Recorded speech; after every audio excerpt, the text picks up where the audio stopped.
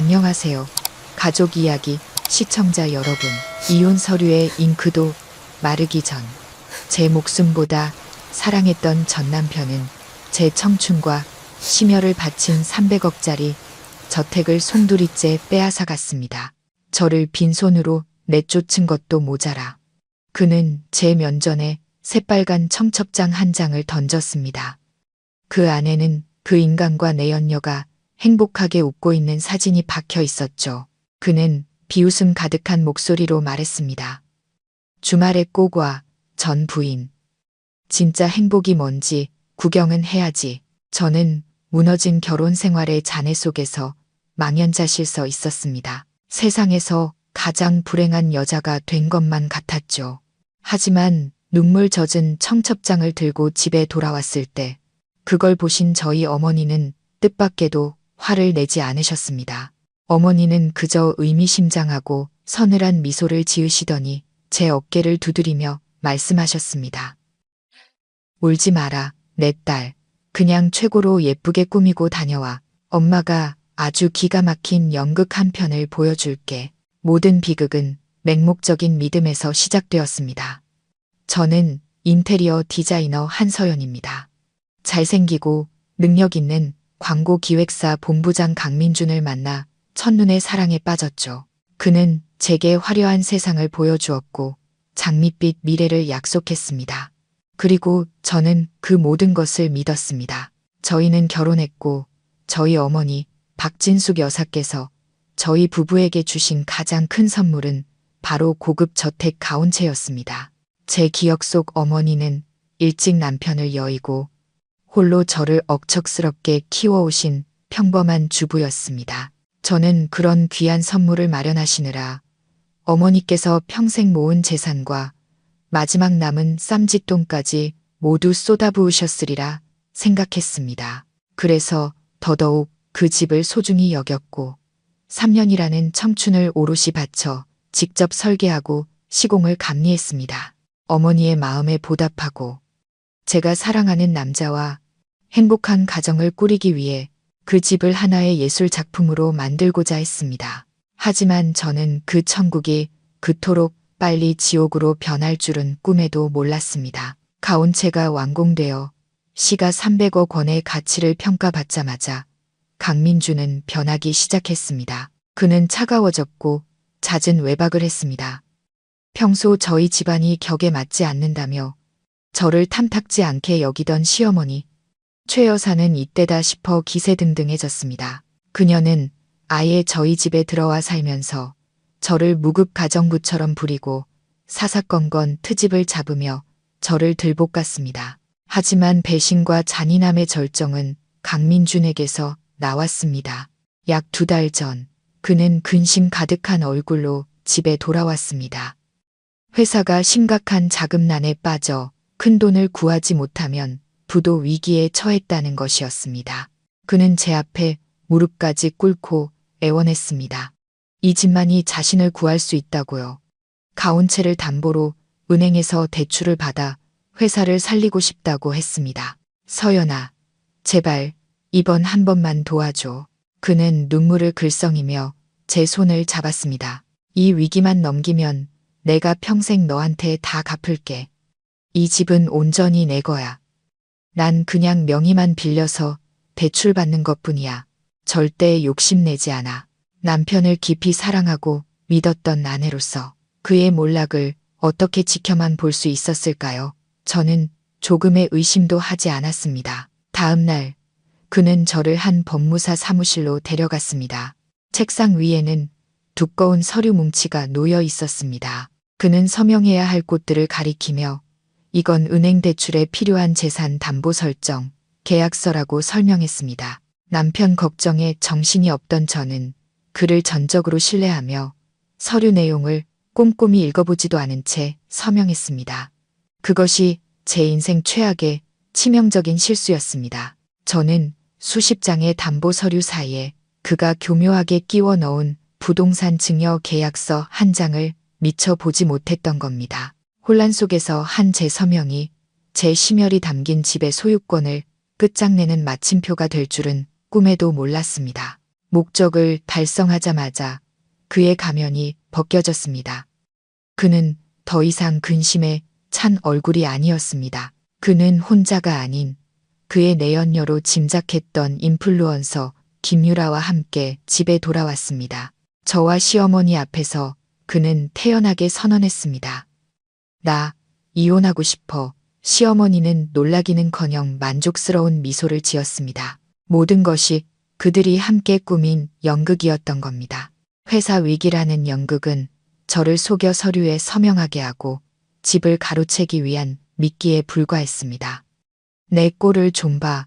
그는 경멸 어린 목소리로 말했습니다. 맨날 집에만 틀어박혀서 재미없게 사는 여자. 넌 더 이상 나랑 수준이 안 맞아. 유라 씨가 내 옆에 있을 사람이야. 저는 그 자리에 얼어붙었습니다. 단 반나절 만에 모든 것을 잃었습니다. 제가 사랑했던 남편, 제 모든 것을 바쳤던 집, 그리고 사랑에 대한 믿음까지도요. 저는 낡은 옷가지가 든 여행 가방 하나와 산산조각 난 마음만을 가진 채 그 집에서 쫓겨났습니다. 그리고 제 상처에 소금을 뿌리듯 그는 주머니에서 청첩장 한 장을 꺼내 제 발밑에 던졌습니다. 아, 깜빡했네. 그는 악마처럼 비웃었습니다. 이번 주말에 나랑 유라 씨, 바로 이 집에서 결혼식 올려 축하해 주러 와야지. 내 옆에 이 집에 어울리는 여자가 어떤 사람인지 똑똑히 보러 오라고. 저는 뜨거운 서울의 아스팔트 위에서 하염없이 눈물을 쏟았습니다. 치욕과 무력감, 그리고 절망이 제 온몸을 휘감았습니다. 갈 곳이 없어진 저는 무거운 여행 가방을 끌고 어머니의 작은 빌라로 돌아갈 수밖에 없었습니다. 처참한 몰골로 돌아온 저를 보시고 어머니는 아무것도 묻지 않은 채 그저 조용히 저를 안아주셨습니다. 저는 오열하며 모든 것을 털어놓았습니다. 강민준의 배신과 저택을 빼앗기 위해 그가 꾸민 비열한 음모에 대해서요. 저는 제 치욕의 증거인 청첩장을 어머니께 보여드렸습니다. 어머니도 저와 함께 울며 그 배신자를 욕하고 저주해 주실 거라 생각했습니다. 하지만 어머니는 조용히 청첩장을 보시더니 제가 한 번도 본 적 없는 의미심장한 미소를 지으셨습니다. 결혼식을 가온체에서 한다고 어머니는 이상할 정도로 평온한 목소리로 물으셨습니다. 잘 됐네. 아주 잘 됐어. 저는 어리둥절했습니다. 엄마, 그게 무슨 말씀이세요? 어머니는 청첩장을 내려놓고 제 어깨를 가볍게 두드리셨습니다. 늘 인자하시던 어머니의 눈빛이 문득 제가 알아채지 못했던 예리함과 어떤 계획으로 빛나고 있었습니다. 그만 울어, 내 딸.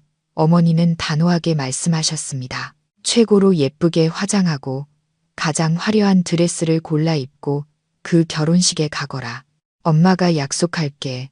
아주 재미있는 연극, 정말 기가 막힌 연극이 거기서 널 기다리고 있을 거야. 혹시 어머니가 준비한 기막힌 연극이 무엇인지, 그리고 서연 씨가 어떻게 그 비열한 전남편에게 통쾌한 복수를 하게 될지 궁금하시다면 좋아요와 구독 버튼 누르는 것 잊지 마시고 이 이야기의 짜릿하고 속 시원한 다음 편을 기대해 주세요.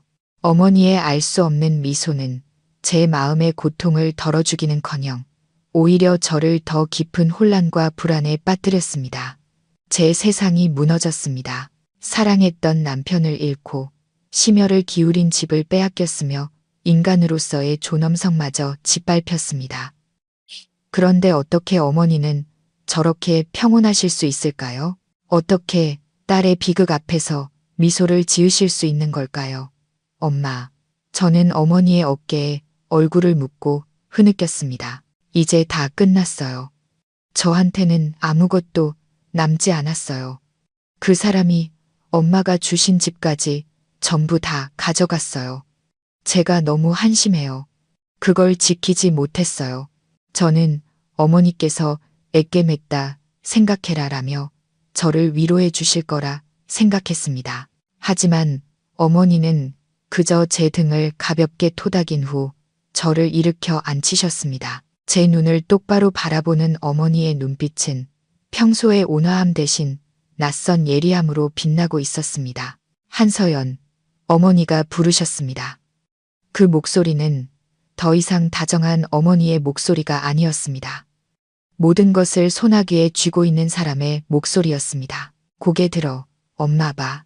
눈물은 아무것도 해결해 주지 않아.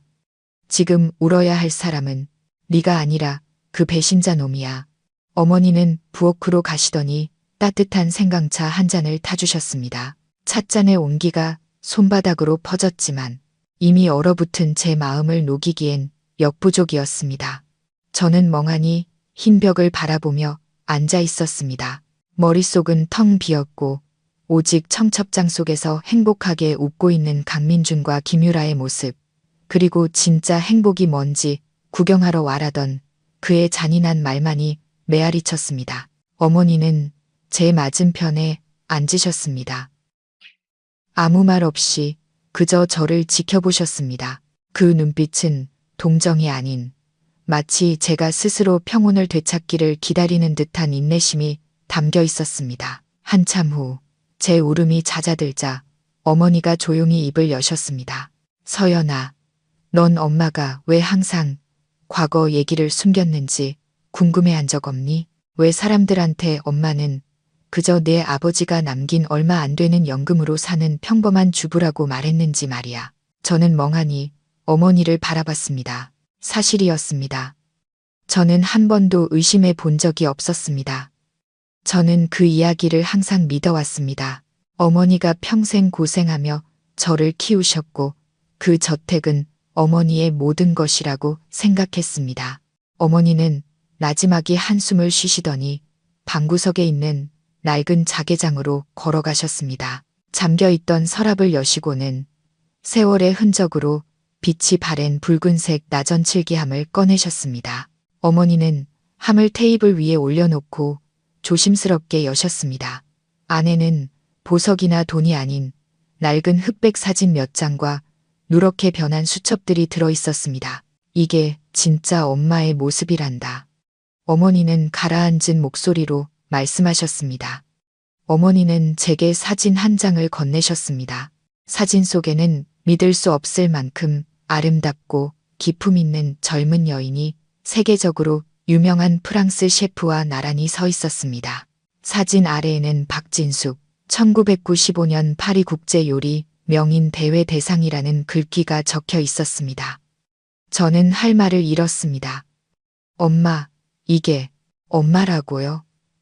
그래, 어머니가 고개를 끄덕이셨습니다. 어머니는 또 다른 사진을 건네주셨습니다. 고급 한정식 레스토랑 개업식에서 한 국가 원수와 악수하고 있는 어머니의 모습이었습니다. 그리고 잇따라 나오는 낡은 신문 기사들, 유명 음식 잡지들, 그 모든 것에는 하나의 이름이 적혀 있었습니다. 한식의 여왕, 박진숙, 엄마가. 저는 말을 더듬으며 제 눈을 의심했습니다. 엄마가 국내 최대 한식 기업 수라온의 창업주이자 소유주란다. 어머니는 담담하게 말씀하셨습니다. 수라온, 그 이름은 제 머리를 강타하는 망치 같았습니다. 수라온은 대중적인 식당부터 최고급 레스토랑까지 전국 그리고 해외의 수백 개의 지점을 거느린 거대한 음식 제국이었습니다. 그 가치는 수조 원에 달했습니다. 하지만 왜요? 내 아버지 때문이었어. 어머니의 눈에 깊은 슬픔이 스쳤습니다. 내 아버지는 좋은 사람이었고 재능 있는 예술가였지. 엄마는 그를 미치도록 사랑했지만 그는 엄마라는 너무 큰 그늘을 벗어나지 못했어. 엄마의 돈과 명성이 의도치 않게 그의 자존심과 재능을 짓밟아버린 거야. 그는 말년을 자격지심과 괴로움 속에서 보냈단다. 어머니는 제 손을 잡으셨습니다. 내 아버지가 세상을 떠났을 때 엄마는 다짐했어. 내 딸에게는 그런 비극이 반복되게 하지 않겠다고. 나는 내가 평범한 삶을 살기를 바랐어. 네가 물려받을 막대한 재산이 아니라 너라는 사람 자체를 진심으로 사랑해주는 남자를 찾길 바랐다. 그래서 엄마는 모든 것을 숨기고 은퇴를 선택했던 거야. 엄마는 강민준 그 녀석을 오랫동안 지켜봤다. 어머니의 목소리가 차갑게 변하기 시작했습니다. 처음에는 야망도 있어 보이고 너한테 잘하는 것 같아서 희망을 걸었지. 내가 드디어 좋은 짝을 만났구나 생각했어. 하지만 완전히 믿지는 않았다. 내 몸에 흐르는 사업가의 피가 승리를 확신할 수 없는 판에 모든 것을 걸도록 내버려 두지 않았거든. 그리고 그게 바로 어머니는 의미심장한 목소리로 말했습니다. 내가 너희 부부에게 가온채를 선물했을 때 단순히 재산만 준 게 아닌 이유란다. 그 선물이 무슨 의미인데요? 어머니가 미소 지으셨습니다. 청첩장을 보셨을 때의 그 서늘한 미소였습니다. 그건 단순한 선물이 아니야, 딸아. 그건 덫이었어. 법이라는 이름으로 완벽하게 설계된 덫. 그리고 강민준 그 녀석은 탐욕과 무지함으로 제 발로 그 덫에 걸어 들어온 거고, 말을 마친 어머니는 함에서 또 다른 서류철을 꺼내셨습니다. 아직 새 것처럼 빳빳한 짙은 남색 가죽 커버에 쌓여 있었습니다. 내게 주는 진짜 결혼 선물은 바로 이거란다. 저는 떨리는 손으로 서류철을 받았습니다. 이상할 정도로 무거웠습니다. 종이의 무게 때문만이 아니라 곧 알게 될 비밀의 무게 때문이었습니다. 어머니의 화려했던 과거, 수라온이라는 거대 제국, 그 모든 것이 제 상상을 초월했는데 이제 또 다른 비밀, 제 결혼 선물 안에 숨겨진 덫이 있다는 사실에 정신이 아득해졌습니다. 저는 표지를 넘겼습니다. 가장 먼저 눈에 들어온 글자는 조건부 부동산 증여 계약서였습니다. 조건부 증여 계약서. 저는 전혀 이해하지 못한 채 중얼거렸습니다. 그래. 어머니는 마치 노련한 변호사처럼 말씀하셨습니다. 내가 너희 부부에게 저택을 증여하기로 결정했을 때 우리 그룹 최고의 법무팀에게 이 계약서 작성을 의뢰했어. 이건 평범한 증여 계약서가 아니란다. 어머니는 작지만 정성스럽게 밑줄이 그어진 조항 하나를 가리키셨습니다. 저는 눈을 가늘게 뜨고 읽었습니다. 제3조 2항 계약의 효력. 본 증여 계약은 수증자 한서연, 강민준, 쌍방이 유효한 혼인관계를 유지하고 부부로서의 애정을 기반으로 공동생활을 영위하는 경우에 하나여 법적 효력을 가진다. 저는 그 조항을 몇 번이고 반복해서 읽었습니다. 그러자 놀라운 깨달음이 머릿속을 스쳤습니다. 엄마, 이게 무슨 뜻이에요? 그 말은 어머니는 명료하게 설명하셨습니다. 너희 부부의 저택 소유권이 두 사람의 혼인 상태와 직접적으로 연결되어 있다는 뜻이야. 보이지 않는 끈 같은 거지. 너희가 부부로 있는 동안은 그 집이 너희 것이지만 혼인관계 증명서가 효력을 잃는 순간 이 증여 계약은 자동으로 무효가 되고 저택의 소유권은 즉시 원래 소유주인 나에게로 돌아온다는 뜻이야. 세상이 뒤집히는 것 같았습니다. 완벽한 법적 함정, 가장 교활한 사기꾼조차 상상할 수 없는 한 수였습니다. 하지만 그 사람이 저를 속여서 자기 명의로 이전하는 서류에 서명하게 했잖아요. 엄마, 저는 여전히 불안했습니다. 그깟 종이가 무슨 소용이람. 어머니는 비웃으셨습니다. 고작 광고회사 본부장 따위가 어떻게 우리 그룹 법무팀과 머리싸움을 하겠니? 그 녀석이 널 속여서 받아낸 서류는 증여 계약이든 재산 합의서든 법적으로는 모두 원본 계약에서 파생된 2차 거래에 불과해. 이렇게 생각하면 간단해. 어머니가 말씀하셨습니다. 강민준의 소유권이라는 나무는 엄마가 준 계약서라는 뿌리에서 자라난 거야. 그런데 이제 너희가 이혼하면서 그 뿌리가 뽑혔으니 그 나무는 당연히 죽어버리는 거지. 그 이후에 발생한 모든 서류는 휴지 조각이 되는 거고 법원 이혼 판결이 난 순간부터 그 집은 법적으로 더 이상 그놈 소유가 아니었어. 그놈은 지금 엄마 집에서 불법 거주를 하고 있는 셈이야. 저는 완전히 넋을 잃었습니다. 제가 늘 부엌 일만 아시는 줄 알았던 어머니가 이토록 무서울 정도로 치밀한 계산과 통찰력을 가지고 계셨다니. 어머니는 모든 것을 예측하고 첫날부터 저를 위한 비상 탈출로를 마련해 두셨던 겁니다. 강민준, 그 녀석. 어머니는 경멸 가득한 목소리로 말을 이었습니다. 탐욕스럽고 근시안적인 자들이 흔히 저지르는 치명적인 실수를 했어. 어떻게 하면 재산을 빼앗을지에만 너무 집중한 나머지 그 재산을 얻기 위한 전제 조건, 바로 너를 지켜야 한다는 사실을 잊어버린 거지. 제 손으로 모든 것을 가질 수 있는 유일한 조항을 깨부순 거야. 제 마음의 고통이 절반쯤 사라지고 그 자리에 작은 통쾌함이 싹트기 시작했습니다.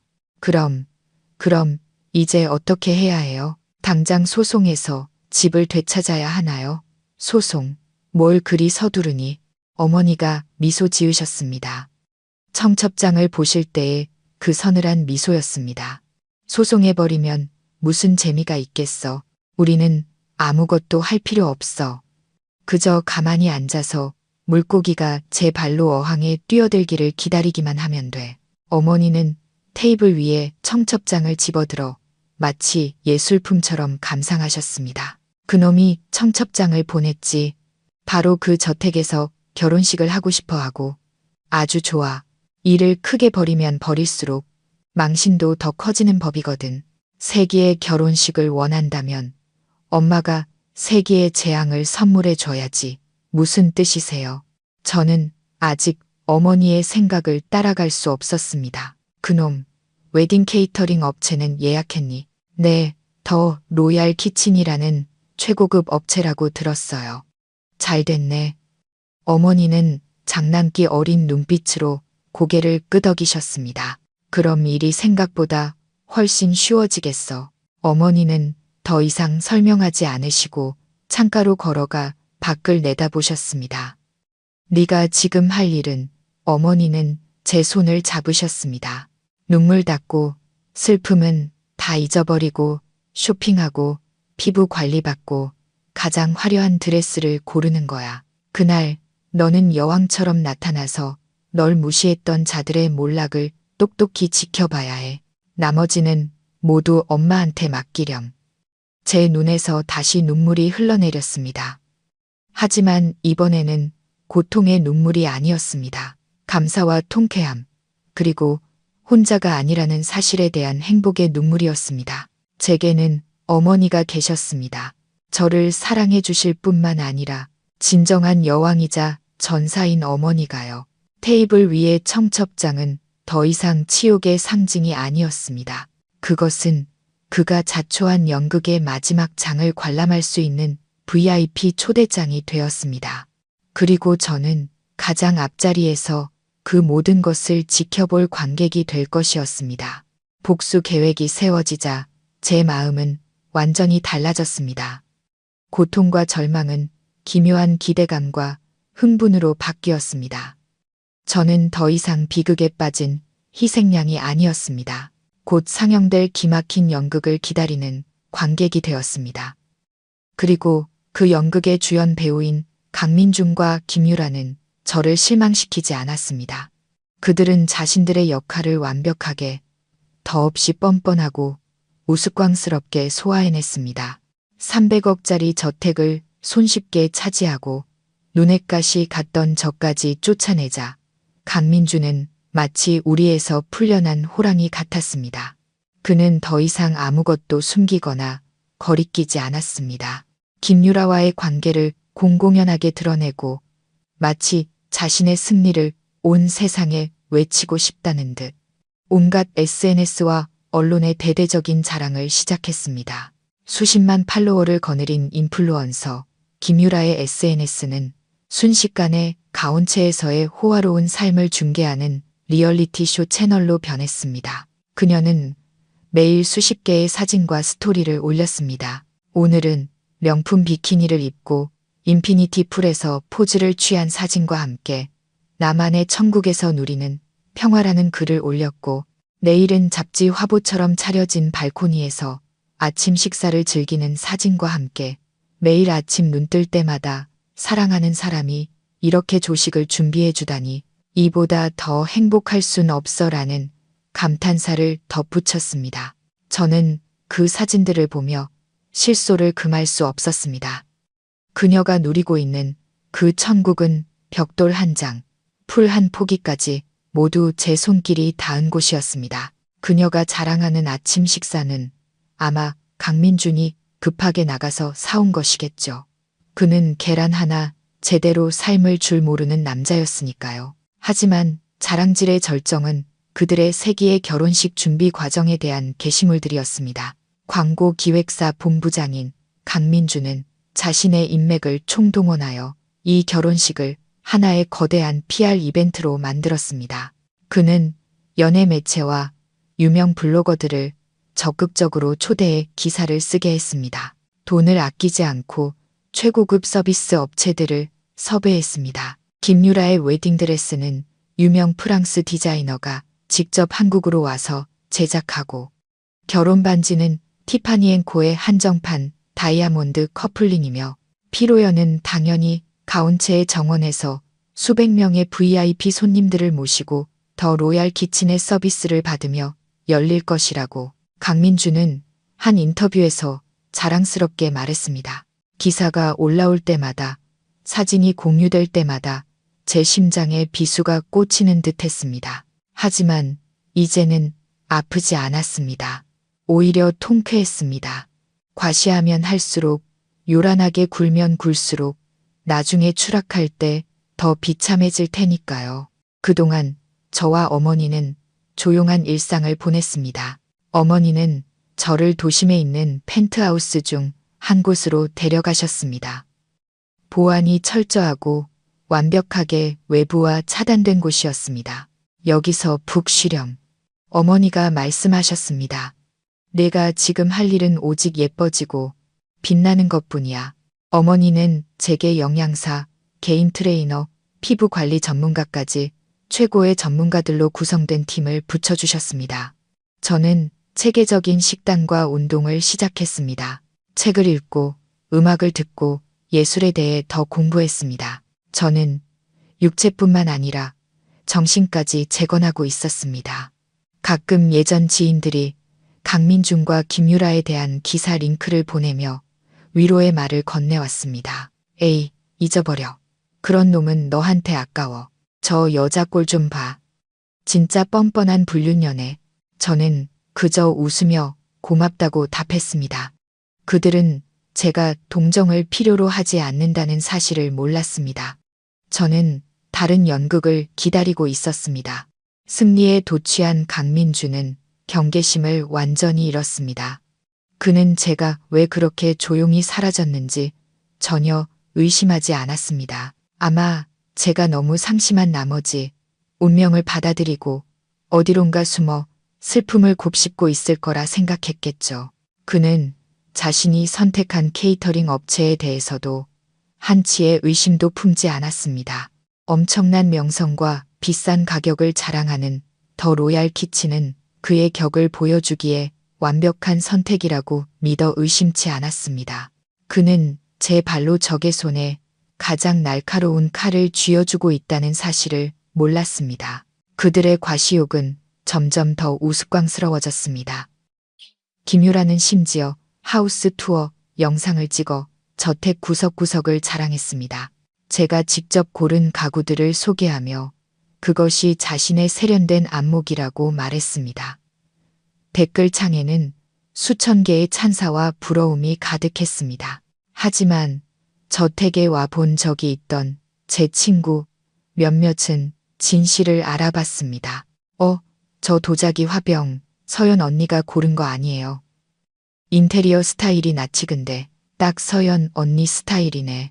하지만 그런 댓글들은 금세 삭제되었습니다. 그들은 저의 모든 흔적을 지우고 제가 그 집에 존재하지 않았던 사람처럼 만들고 싶어 했습니다.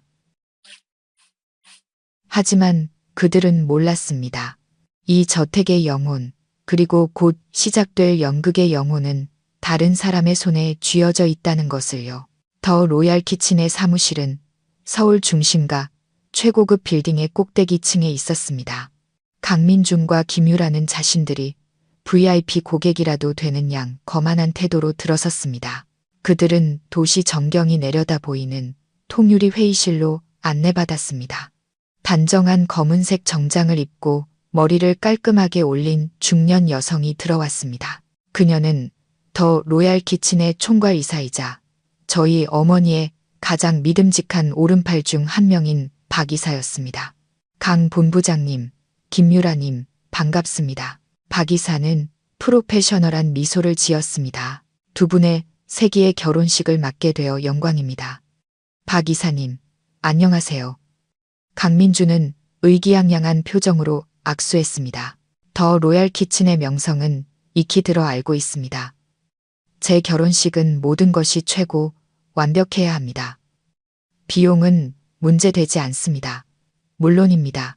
박 이사가 고개를 끄덕였습니다. 그것이 바로 저희의 철학입니다.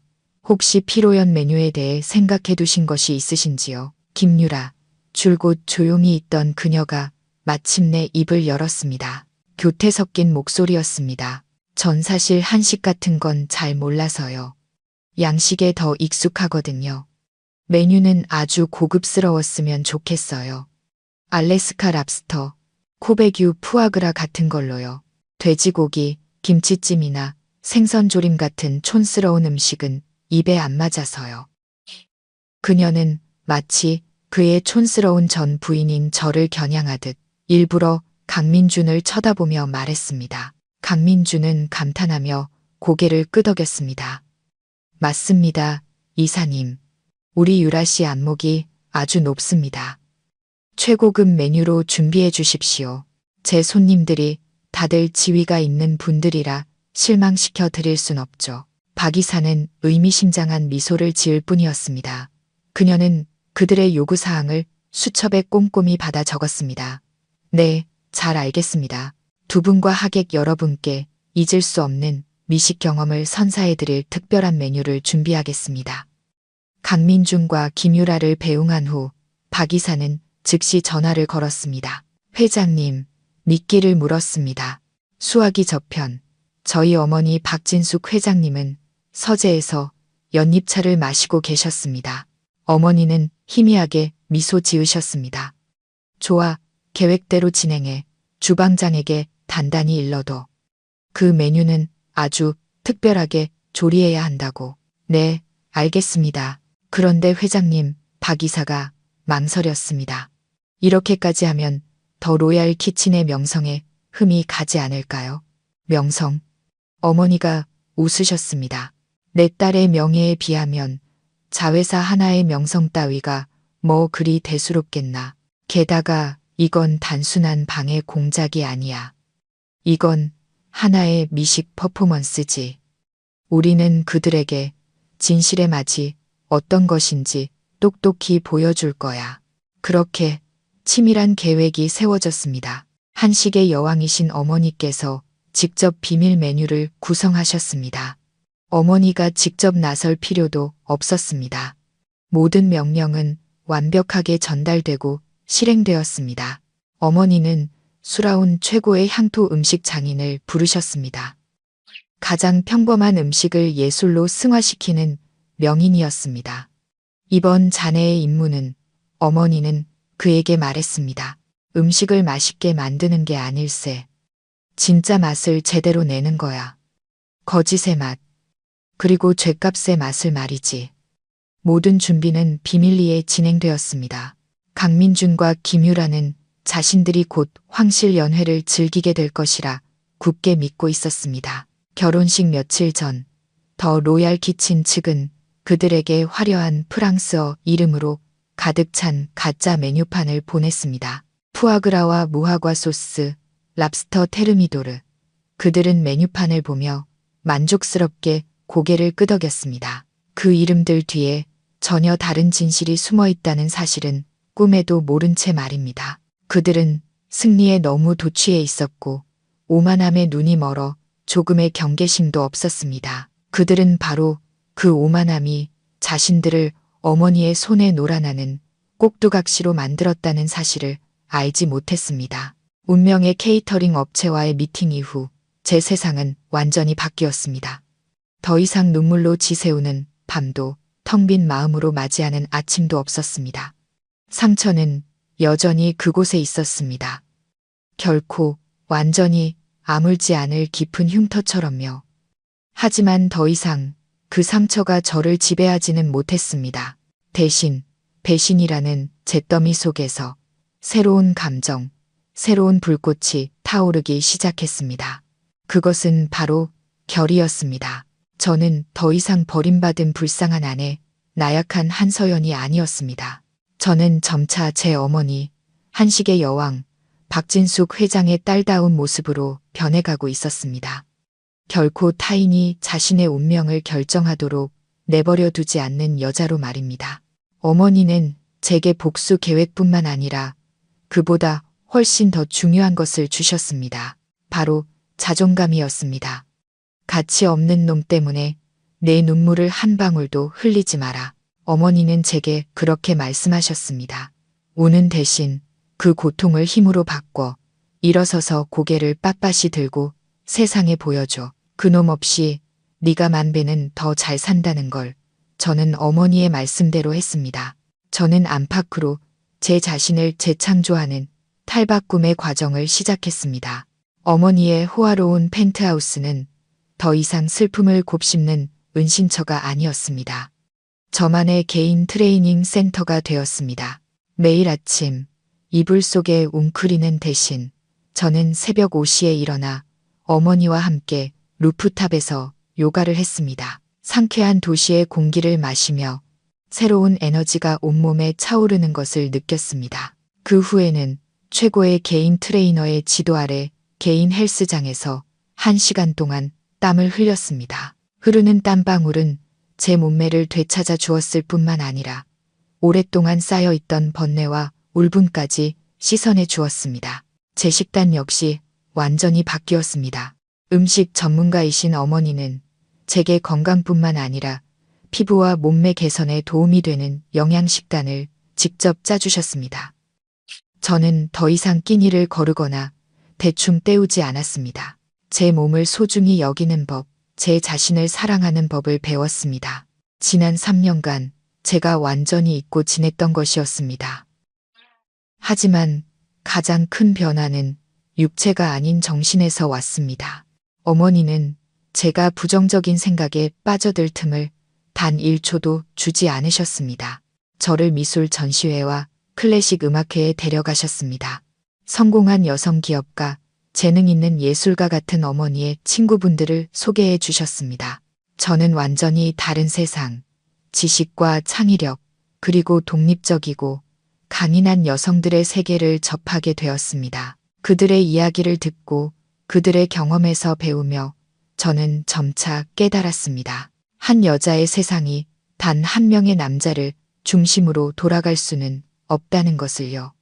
세상은 훨씬 더 넓고 다채로웠습니다. 그리고 어머니는 저를 자신의 가장 친한 친구인 유명 패션 디자이너 장시호 씨에게 데려가셨습니다. 시호야, 어머니가 말씀하셨습니다. 이 아이가 자기 자신을 되찾도록 도와줘. 미운 오리 새끼를 진짜 여왕으로 만들어줄 날개를 달아주렴.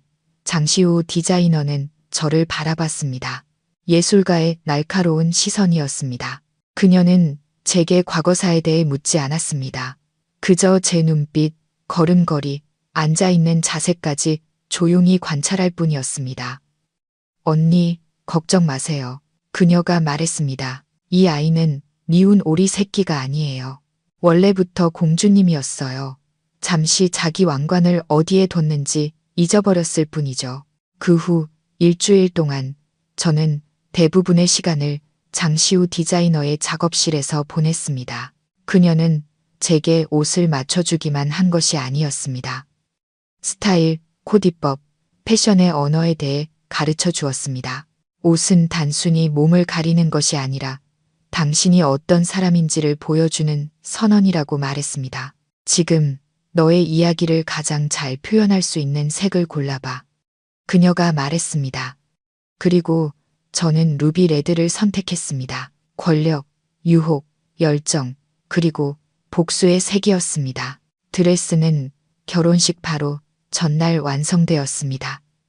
제가 그 옷을 입고 거울 앞에 섰을 때 제 자신을 알아보지 못했습니다. 최고급 세틴 실크 드레스는 몸에 착 감겨 그간의 노력으로 다져진 모든 곡선을 완벽하게 드러냈습니다. 과감한 튜브톱 디자인, 깊게 파인 등, 그리고 아찔하게 트인 옆선까지 더 이상 온화하고 수수했던 한서연의 모습은 없었습니다. 거울 속의 여인은 완전히 다른 사람, 매혹적이고 비밀스러우며 권위 있는 기품을 뿜어내는 여인이었습니다. 완벽해. 장시우 디자이너가 감탄했습니다. 넌 아무것도 할 필요 없어, 서연아. 그냥 그곳에 들어서는 것만으로 넌 이미 승리자야. 저는 미소 지었습니다. 준비는 끝났습니다.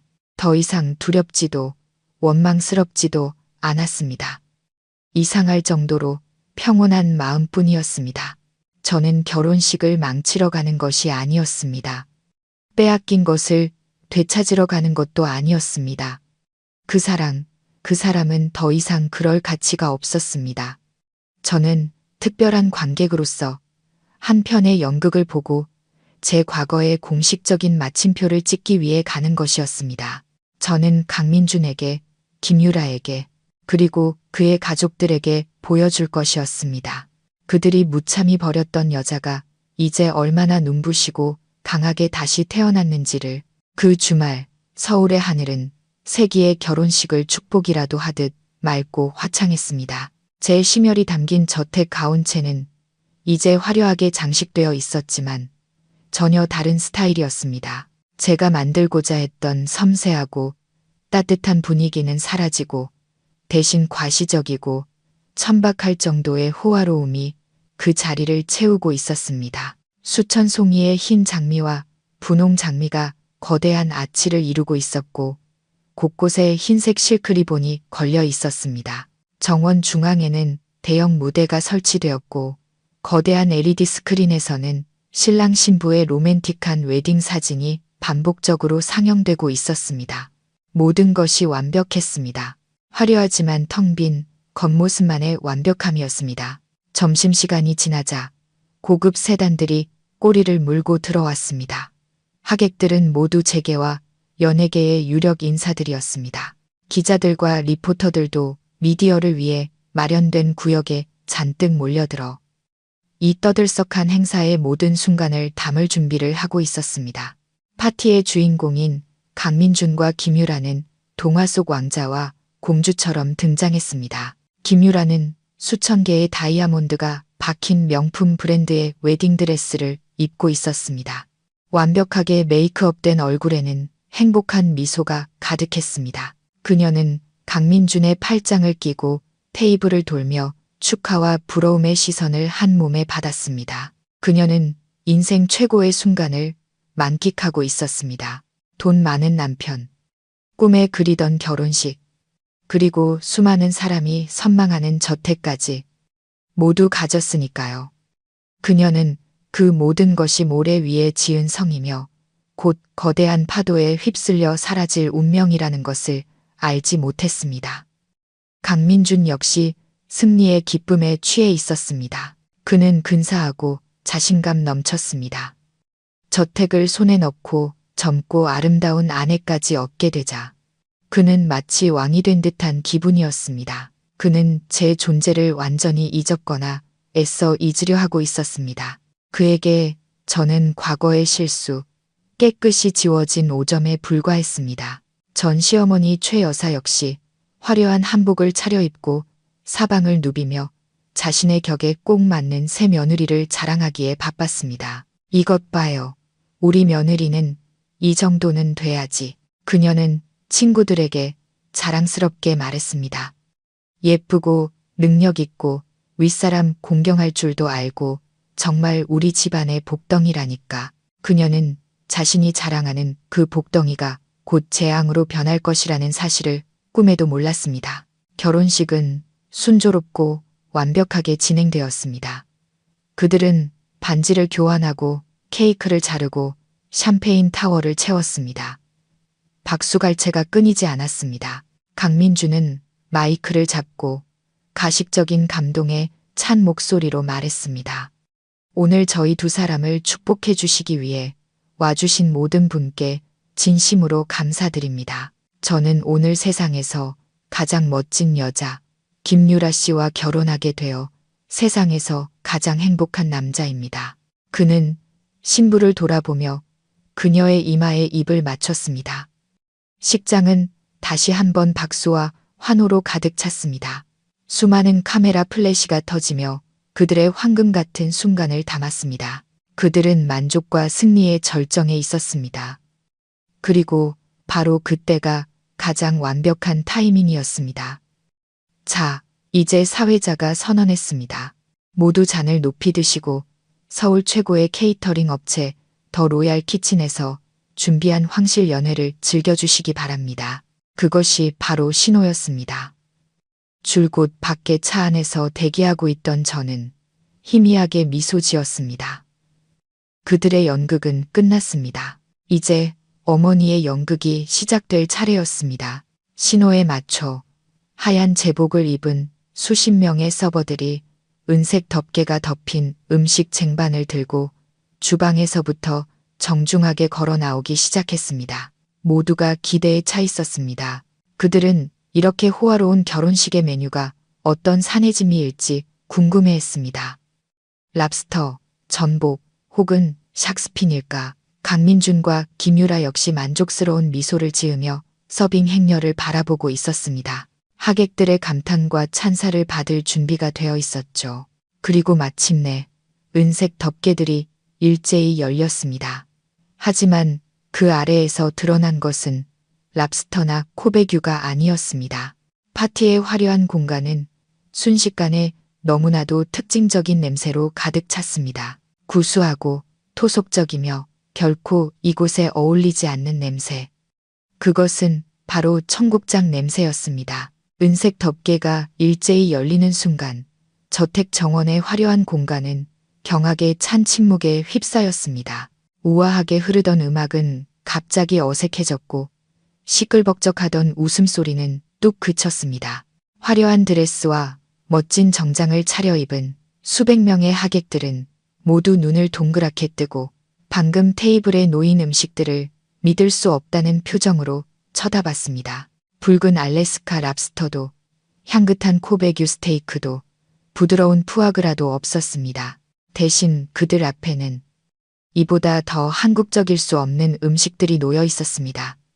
평생 이런 세기의 결혼식에 등장하리라고는 상상도 못했을 음식들이었습니다. 정교한 금태가 둘러진 영국제 백자 접시 위에는 예술적으로 담긴 모둠 순대 한 접시가 놓여 있었습니다.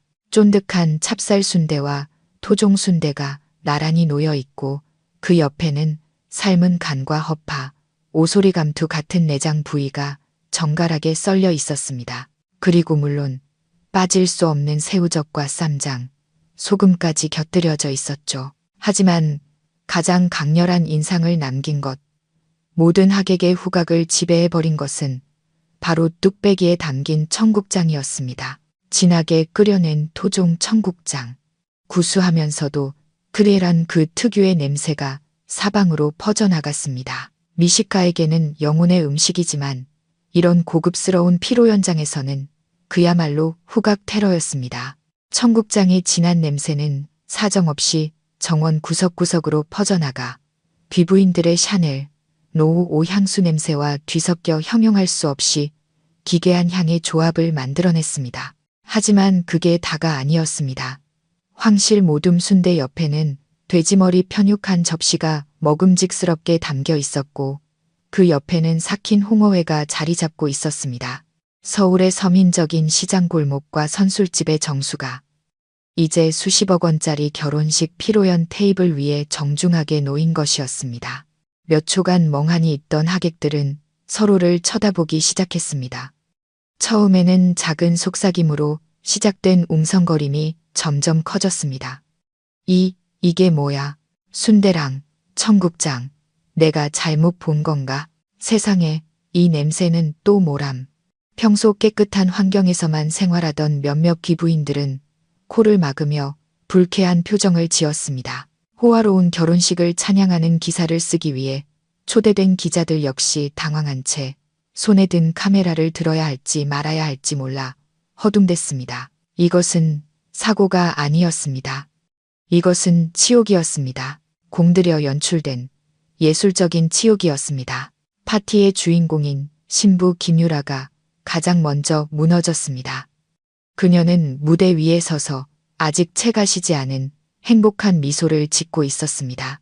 하지만 코를 찌르는 청국장 냄새와 테이블 위에 정중하게 놓인 순대 접시를 보자 그 미소는 그대로 굳어버렸습니다. 정성 들여 화장한 그녀의 얼굴이 붉은기에서 하얗게 그리고 파랗게 질려갔습니다.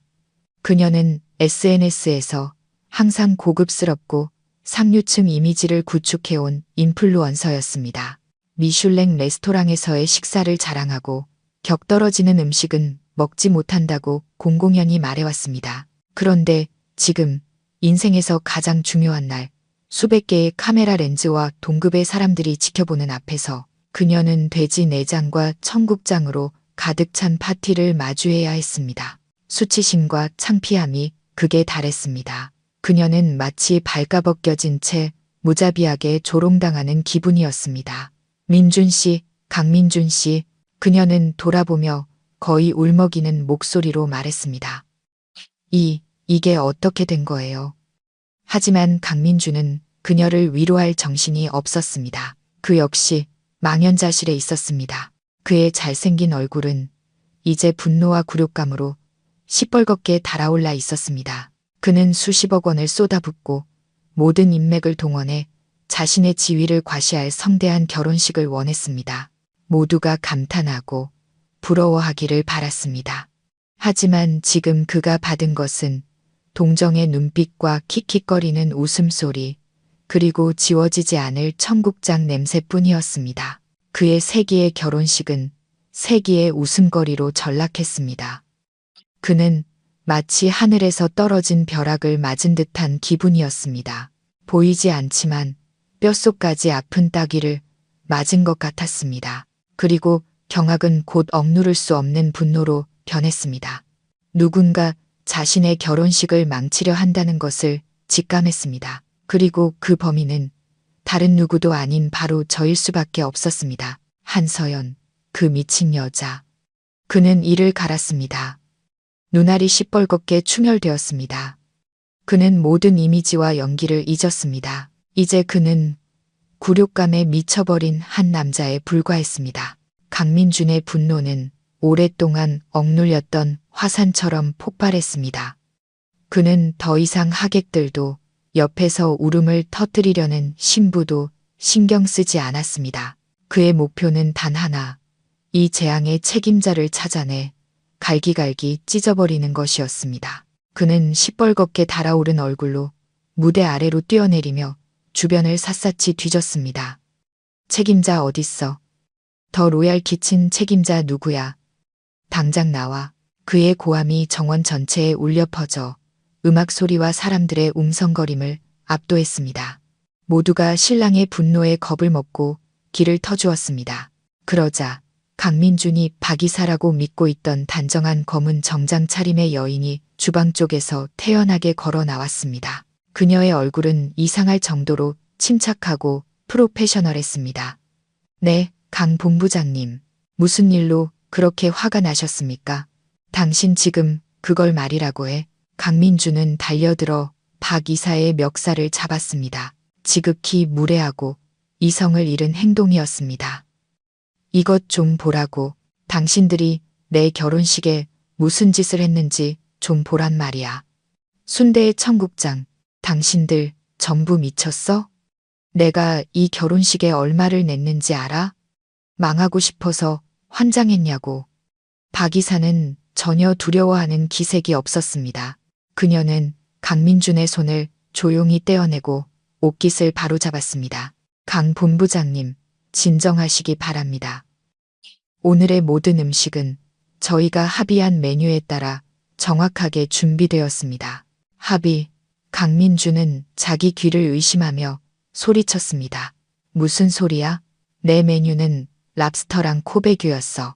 누가 당신들이랑 이따위 혐오스러운 메뉴에 합의했다는 거야? 바로 본부장님이십니다.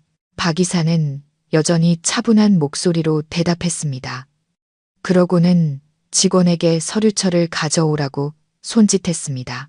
이것이 저희와 체결하신 계약서 원본이며 여기 메뉴에 관한 부록에도 본부장님의 서명이 마지막 장에 명시되어 있습니다. 그녀는 마지막 페이지를 펼쳤습니다. 그곳에는 온갖 서민적인 음식 목록 아래에 강민준의 서명이 선명하게 적혀 있었습니다. 말도 안 돼. 강민준은 서류를 낚아채 자신의 서명을 뚫어지게 쳐다봤습니다. 그는 계약하던 날 너무 자신만만하고 안일했다는 것을 기억해냈습니다. 주요 조항만 대충 훑어보고 부록은 제대로 읽지도 않은 채 모든 페이지에 서명을 갈겼던 것입니다. 그는 가장 초보적인 함정에 빠진 것이었습니다. 그 여자 짓이야. 그는 고개를 번쩍 들었습니다. 충혈된 눈으로 허공을 노려보며 마치 저를 보고 있는 듯 했습니다. 틀림없이 한서연, 그 X이 꾸민 짓이야. 당신들이랑 짜고 날 엿먹이려고. 그 여자 어딨어? 지금 어디 있냐고. 그는 미친 짐승처럼 저를 찾아 울부짖기 시작했습니다. 상황은 걷잡을 수 없이 혼란스러워졌습니다. 하객들은 불안감을 느끼고 하나둘씩 조용히 자리를 뜨기 시작했습니다. 그들은 축하하러 온 것이지 이런 망신스러운 총극을 보러 온 게 아니었습니다. 김유라 역시 한동안 넋을 잃고 있다가 더는 참지 못했습니다. 수치심은 분노로 변했습니다. 그녀도 뛰어내려왔지만 강민준을 말리기 위해서가 아니라 분풀이를 하기 위해서였습니다. 지금 뭐 하는 거예요? 민준 씨. 그녀는 울면서 그의 가슴을 쿵쿵 쳤습니다. 우리 결혼식을 이게 뭘로 만든 거예요? 완전 코미디, 서커스단이잖아요. 내가 이럴 줄 알았어. 당신처럼 과거 복잡한 남자랑 결혼하면 꼭 문제 생길 거라고. 이제 어떡해요? 온 서울 사람들이 날 비웃을 거라고요. 시끄러워. 강민주는 그녀를 거칠게 밀쳐냈고 그녀는 비틀거리며 넘어질 뻔했습니다. 네가 뭘 알아? 다 내 전 부인 그 X 때문이야. 그 여자가 지금 여기 있어. 분명히 여기 어디선가 우리를 비웃고 있을 거라고. 그의 말이 맞았습니다. 저는 여기 있었습니다. 하지만 비웃기 위해서가 아니었습니다. 저는 저택 정문 밖에 세워진 짙게 선팅된 차 안에서 숨겨진 카메라에 연결된 모니터를 통해 모든 것을 조용히 지켜보고 있었습니다. 제 옆에는 어머니 박 회장님이 앉아 계셨습니다. 어머니는 그저 차를 한 모금 마시며 아무 표정 없이 앉아 계셨습니다. 이제 때가 된 거죠, 엄마. 제가 약간 떨리는 목소리로 물었습니다. 어머니는 찻잔을 내려놓으셨습니다. 그래, 어머니가 고개를 끄덕이셨습니다. 이제 여왕이 등장할 시간이야. 어머니가 운전기사에게 신호를 보냈습니다. 저택의 철문이 서서히 열리고 저희 차가 혼란의 무대 한가운데로 천천히 굴러 들어가기 시작했습니다. 모든 고함과 다툼이 순간 부섰습니다. 신랑, 신부부터 남아있던 하객들까지 모두가 넋을 잃고 안으로 들어오는 고급 세단을 쳐다봤습니다. 그들은 이 연극의 진짜 주인공이 마침내 모습을 드러냈다는 것을 직감했습니다. 어머니의 검은색 아우디 A8 세단이 혼란의 무대 한가운데로 천천히 굴러 들어왔습니다. 마치 자신의 영역에 들어서는 흑표범처럼 부드럽고 조용하게. 차는 정원의 중심, 무대 조명이 가장 밝게 비추는 곳, 넋이 나간 채 서 있는 신랑 신부에게서 불과 몇 미터 떨어진 곳에 멈춰 섰습니다. 모든 소리가 사라졌습니다. 강민준의 고함, 김유라의 울음, 하객들의 웅성거림까지 모두 사라지고 나지막하게 으르렁거리는 엔진 소리와 그곳에 있는 사람들의 심장 박동 소리만이 남았습니다. 그들은 숨을 죽였습니다. 이 초대받지 않은 고급 세단에서 누가 내릴지 기다리면서 차의 뒷문이 천천히 열렸습니다. 먼저 나온 것은 크리스찬 루부탱의 루비 레드 색상 하이힐이었습니다. 핏빛처럼 선명한 붉은 밑창이 오만하고 권위 있게 땅을 밟았습니다. 그리고 루비레드 색상의 화려한 드레스를 입은 날씬한 실루엣이 나타났습니다. 바로 저 한서연이었습니다. 제가 차에서 내리는 순간 정원은 폭발보다 더 무서운 침묵에 휩싸였습니다. 저는 더 이상 어제의 한서연이 아니었습니다. 지친 얼굴, 낡은 옷차림에 늘 고개를 숙이고 다니던 여자. 지금 그들 앞에 서 있는 여자는 완전히 다른 사람이었습니다. 제 머리는 가늘고 긴 목선과 반짝이는 다이아몬드 귀걸이가 드러나도록 우아하게 올려 묶여 있었습니다. 전문가의 손길이 닿은 메이크업은 피곤의 흔적을 모두 지우고 날카로운 얼굴선과 붉은 입술, 그리고 차갑고 평온한 눈빛만을 남겼습니다. 루비레드 색상의 드레스는 몸에 꼭 맞아 모든 곡선을 강조했고 저를 모든 시선을 불태워 버릴 듯한 눈부신 불꽃으로 만들었습니다. 저는 꼿꼿하게 허리를 펴고 서 있었습니다. 제 기품 있는 모습은 옆에서 마스카라까지 번진 채 흐트러져 있는 신부 김유라와 극명한 대조를 이루었습니다. 이보다 더 화려할 수 없는 모습으로 나타난 제 존재 자체가 말없는 도발이었습니다. 그것은 강민준과 그의 가족의 뺨을 정면으로 후려치는 것과 같았습니다. 서연, 강민준이 가장 먼저 정신을 차렸습니다. 경악은 순식간에 아까보다 더 큰 분노로 변했습니다.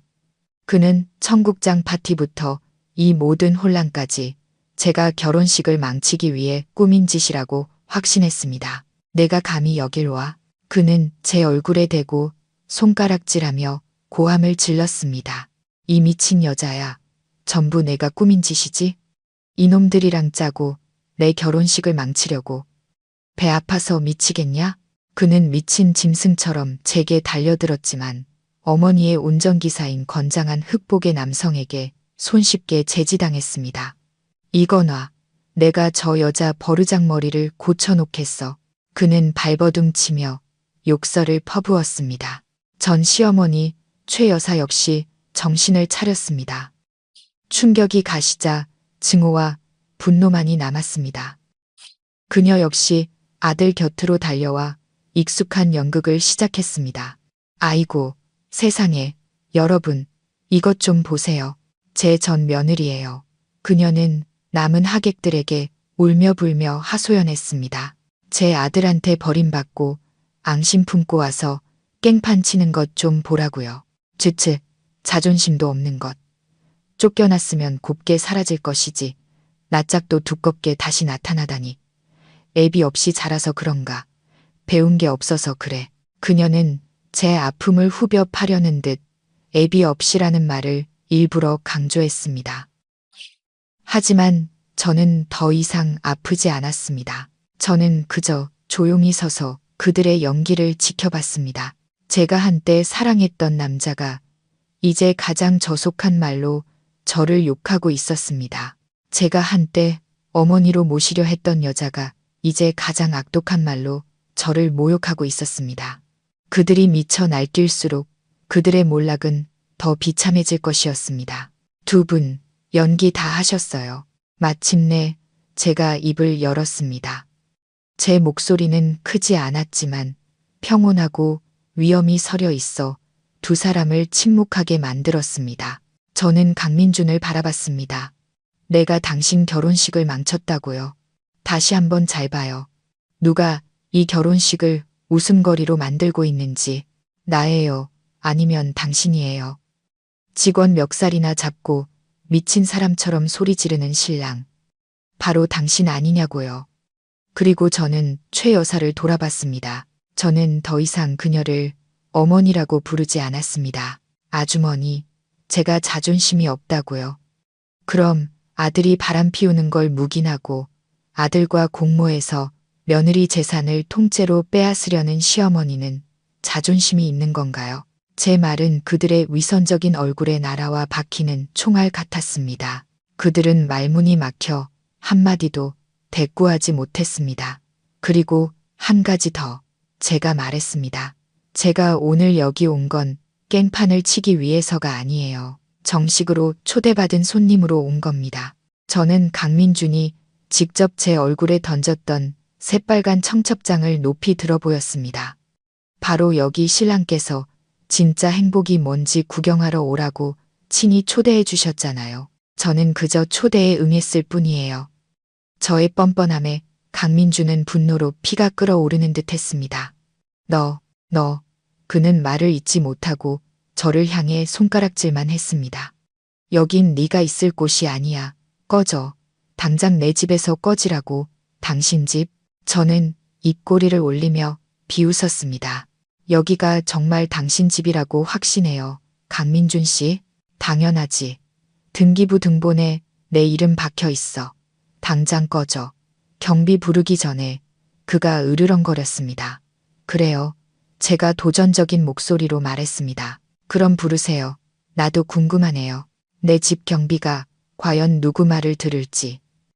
제 말은 또 하나의 폭탄이 되어 모든 사람을 다시 한번 경악하게 했습니다. 내 집? 너 지금 무슨 소리를 하는 거야?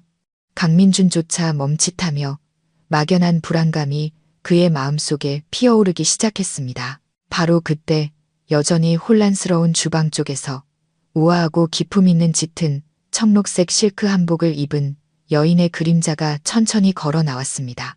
그녀의 뒤로는 서류 가방을 든 검은 정장 차림의 남성 대여섯 명이 따르고 있었는데 마치 막강한 법무팀처럼 보였습니다. 그리고 그 여인은 다른 누구도 아닌 바로 저희 어머니였습니다.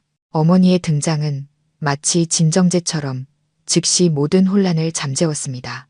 어머니는 서두르지 않으셨습니다. 한 걸음, 한 걸음이 느리고 단단했으며 모든 상황을 통제하는데 익숙한 사람의 기품이 흘러넘쳤습니다.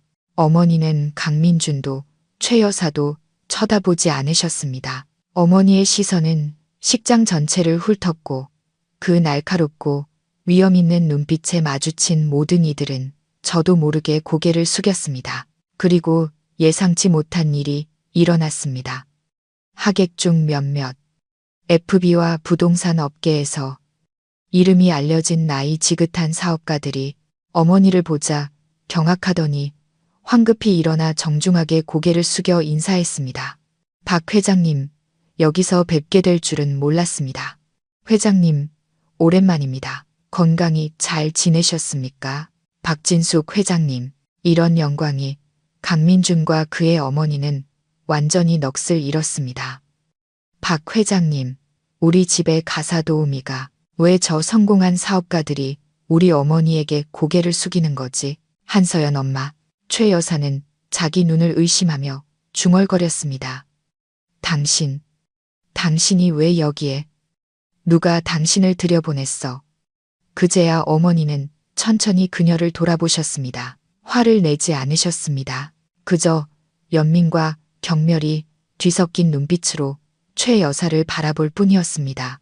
내가 내 집에 들어오는데 당신 허락이라도 받아야 하나? 어머니의 목소리는 크지 않았지만 천근만근의 무게가 실려 있었습니다. 당신 집? 최 여사는 미친 듯이 웃음을 터뜨렸습니다. 당신 미쳤어? 여긴 내 아들 집이야. 함부로 말하지 마. 그런가? 어머니는 입꼬리를 올리며 비웃으셨습니다. 제 미소와 똑같은 미소였습니다. 어머니는 법무팀 중 한 남자에게 눈짓했습니다. 변호사가 즉시 앞으로 나서 서류 가방을 열었습니다. 최 여사님, 강민준 씨, 변호사가 강철 같은 목소리로 말했습니다. 저는 본 저택의 합법적 소유주이신 박진숙 회장님의 법률 대리인 홍 변호사입니다.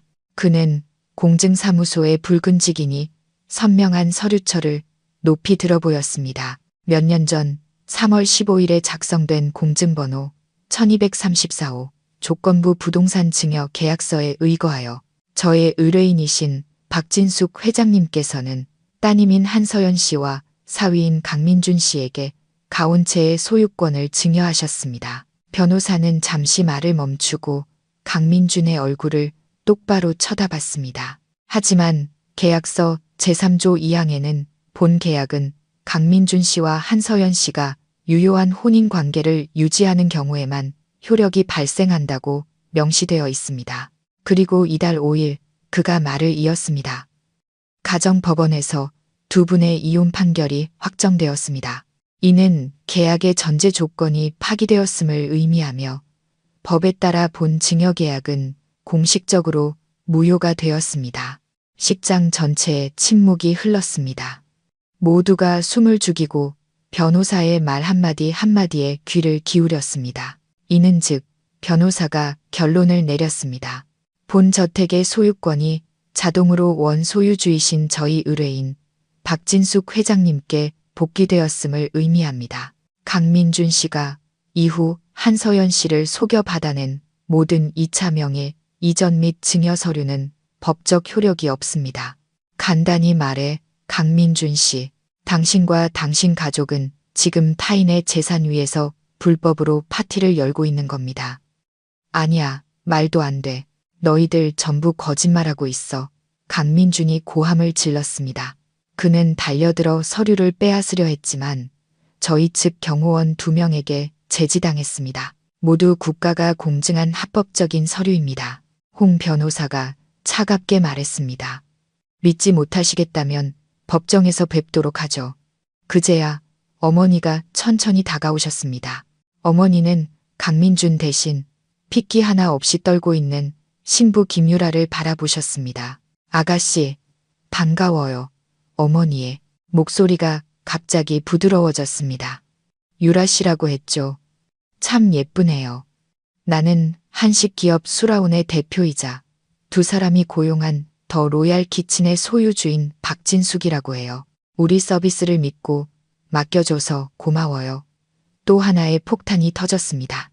김유라와 강민주는 완전히 돌처럼 굳어버렸습니다.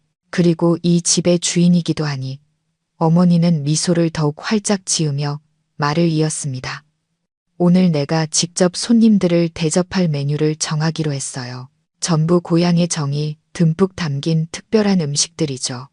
순대, 편육, 청국장.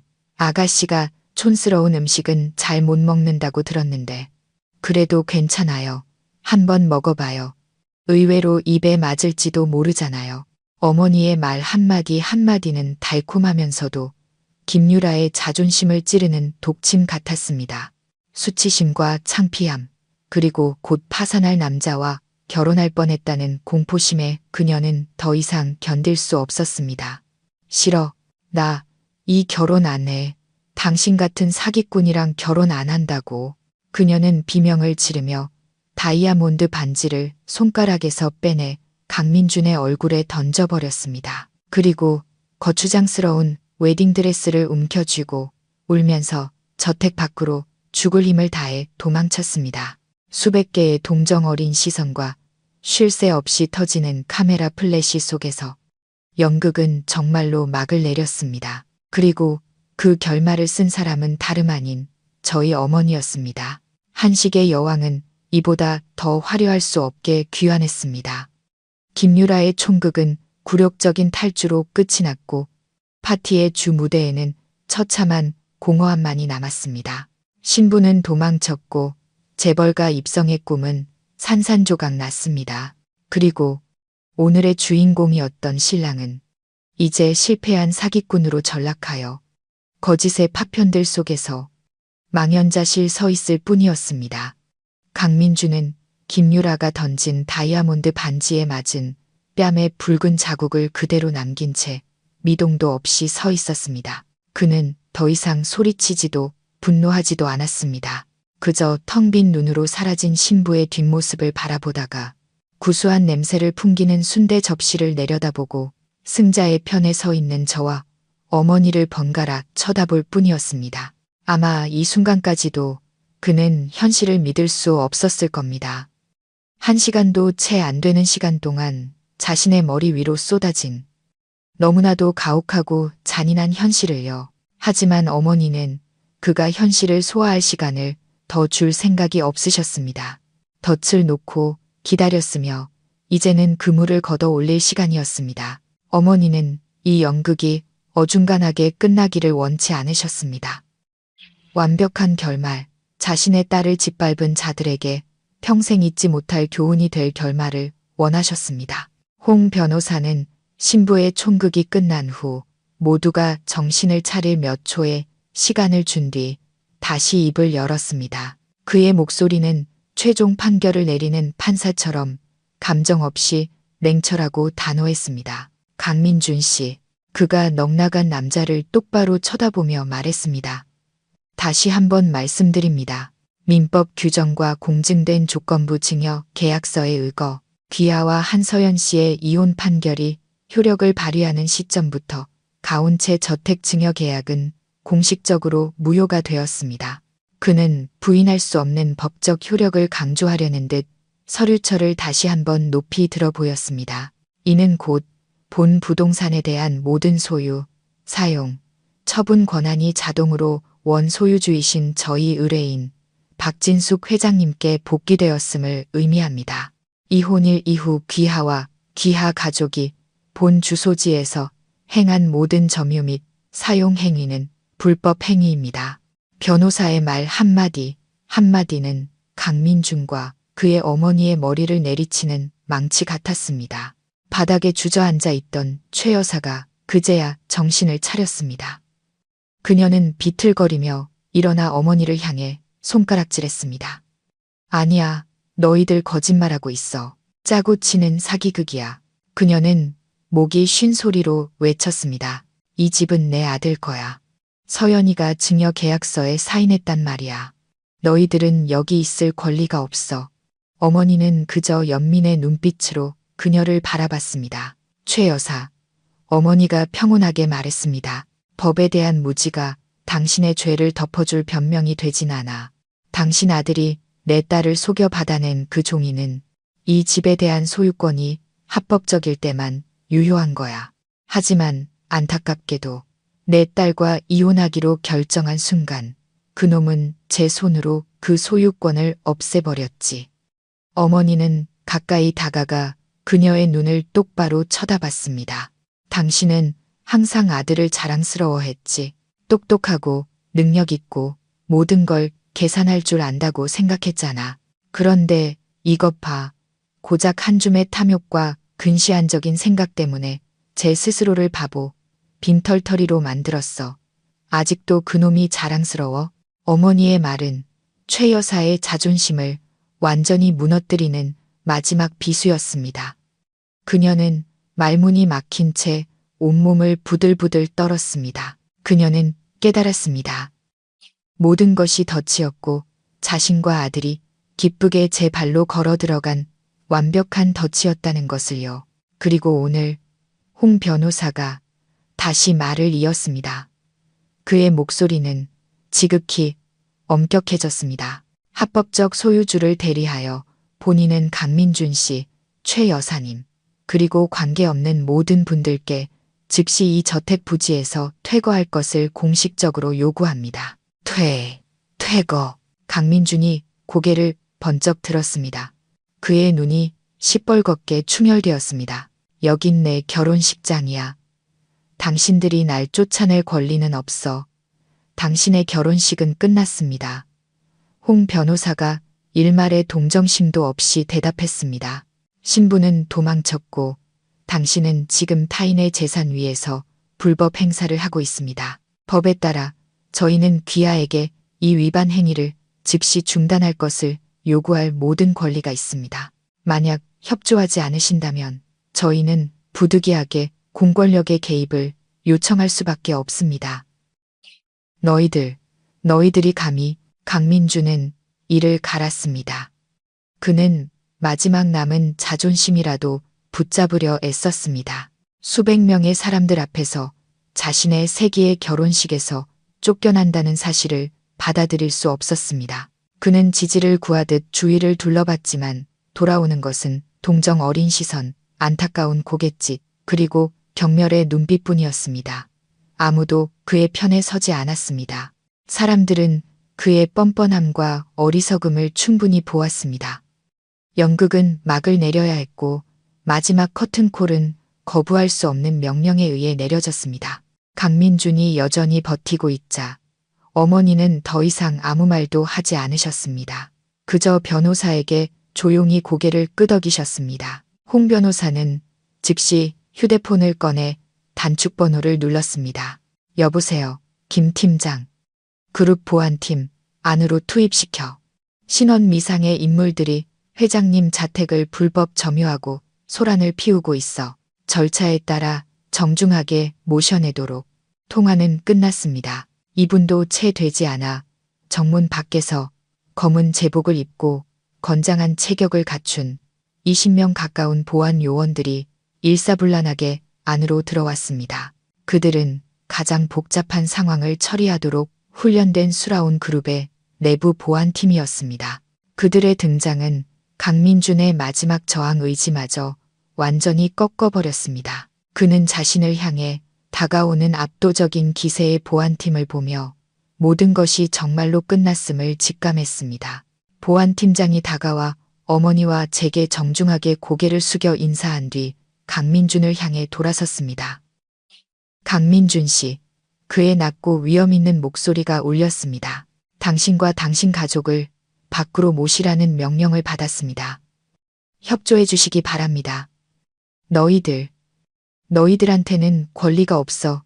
강민준은 여전히 힘없이 소리치려 애썼습니다. 권리가 있습니다. 김 팀장이 대답했습니다. 저희는 지금 소유주의 합법적인 재산 보호권을 집행하고 있습니다. 그리고 그가 손짓했습니다. 보안 요원 2명이 즉시 다가와 강민준의 양팔을 단단히 붙잡았습니다. 이거 놔, 내가 누군지 알아? 그는 발버둥 쳤지만 소용없었습니다.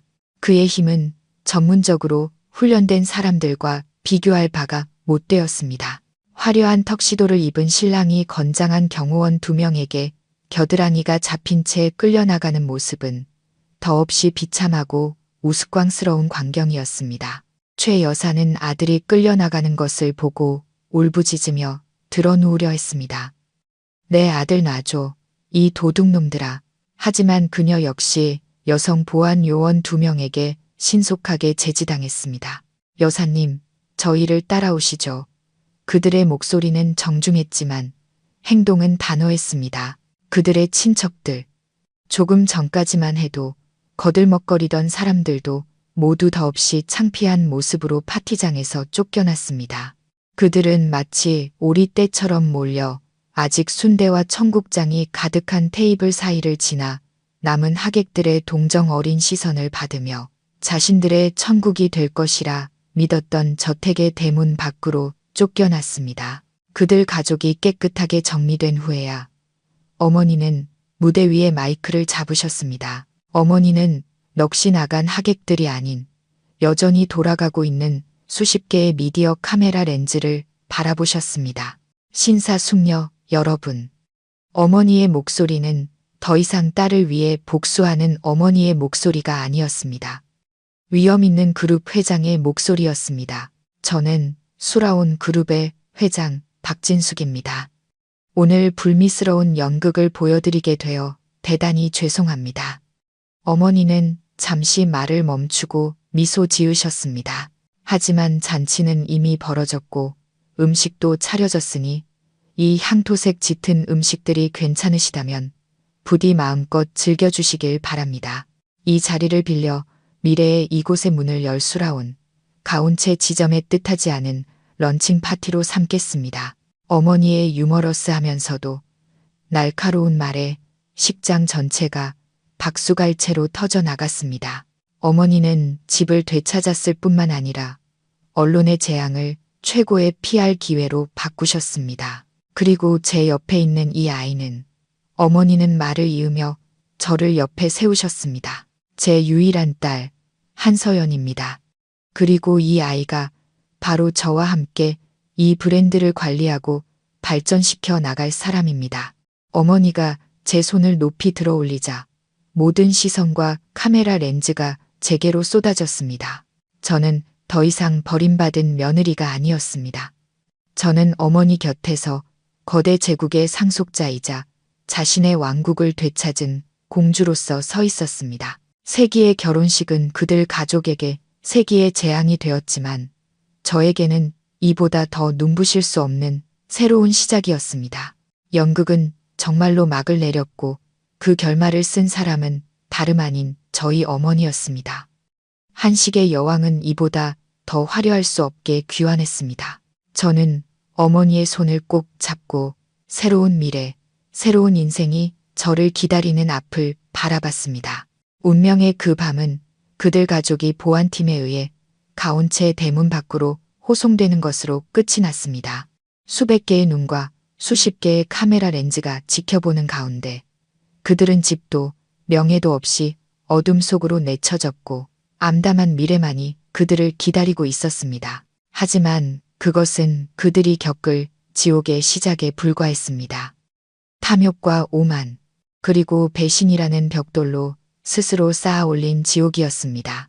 그날 밤 순대 청국장 결혼식 영상은 소셜미디어를 강타하는 태풍이 되었습니다. 순대 결혼식, 세기의 사기극, 회장님 엄마의 참교육 같은 해시태그가 순식간에 실시간 트렌드 1위에 올랐습니다. 더 이상 상류층의 가십이 아니었습니다. 전 국민적인 미디어 현상이 되었습니다. 사람들은 영상을 공유하고 댓글을 달고 짤을 만들었습니다. 분노로 일그러진 강민준의 얼굴, 창피함에 파랗게 질린 김유라의 표정, 그리고 특히 수십억짜리 피로연 테이블 위에 고급 순대 사진은 불후의 밈이 되었습니다. 다음 날 아침, 해가 뜨기도 전에 진짜 지진이 시작되었습니다. 연예 매체부터 유력 경제지까지 모든 주요 언론사들이 일제히 충격적인 헤드라인을 쏟아냈습니다. 유명 광고 기획사 본부장, 결혼식 당일 300억 저택과 예비 신부 모두 잃어, 세기의 법적 함정, 박진숙 회장의 독한 미식 복수극, 꿈의 결혼식에서 순대 제안까지, 탐욕과 배신의 씁쓸한 말로 강민준과 김유라라는 이름은 순식간에 유명해졌지만 그것은 불명예와 치욕으로 가득 찬 악명이었습니다. 그들의 모든 정보가 네티즌들에 의해 파헤쳐졌습니다. 강민준의 문란했던 과거, 김유라의 허영심 가득한 SNS 발언들, 그리고 과거 최 여사가 제게 퍼부었던 악담들이 옛 지인들에 의해 폭로되었습니다. 모든 것이 드러나면서 그들은 온 도시의 웃음거리, 모든 뒷담화의 주인공이 되었습니다. 이미지와 대중의 찬사로 먹고 사는 인플루언서 김유라에게 이것은 치명타, 사실상의 사형 선고였습니다. 그녀의 개인 계정은 수십만 명의 악플러들에게 공격당했습니다. 그들은 욕설을 퍼붓는 것을 넘어 그녀가 무시했던 촌스러운 음식들로 그녀를 조롱했습니다. 언니, 오늘 순대는 드셨어요? 사기꾼 남편이랑 불륜녀한테는 청국장이 딱이네. 이제 다시는 한식 무시 안 하겠죠. 깨끗한 척하는 언니? 그녀와 광고 계약을 맺었던 패션, 화장품 브랜드들도 이런 불미스러운 스캔들로 브랜드 이미지가 훼손될 것을 우려하여 일제히 계약 해지를 통보했습니다. 모욕감을 견디지 못한 그녀는 모든 SNS 계정을 폐쇄하고 집 밖으로 나오지 못했습니다. 재벌가 며느리의 꿈은 산산조각 났고 인플루언서로서의 커리어도 끝났습니다. 대신 청국장녀라는 평생 지워지지 않을 오명이 그녀를 따라다니게 되었습니다. 하지만 가장 무겁고 직접적인 대가를 치른 사람은 바로 강민준과 그의 가족이었습니다. 저택에서 쫓겨난 그들은 갈 곳이 없었습니다. 최 여사가 평소 쥐구멍이라며 자신의 격에 맞지 않는다고 무시하던 40제곱미터 남짓한 낡고 비좁은 서민 아파트로 임시 거처를 옮겨야 했습니다. 300억짜리 저택과 낡은 아파트, 호화로운 삶과 비참한 현실의 잔인한 대비는 끔찍한 정신적 고문이었습니다.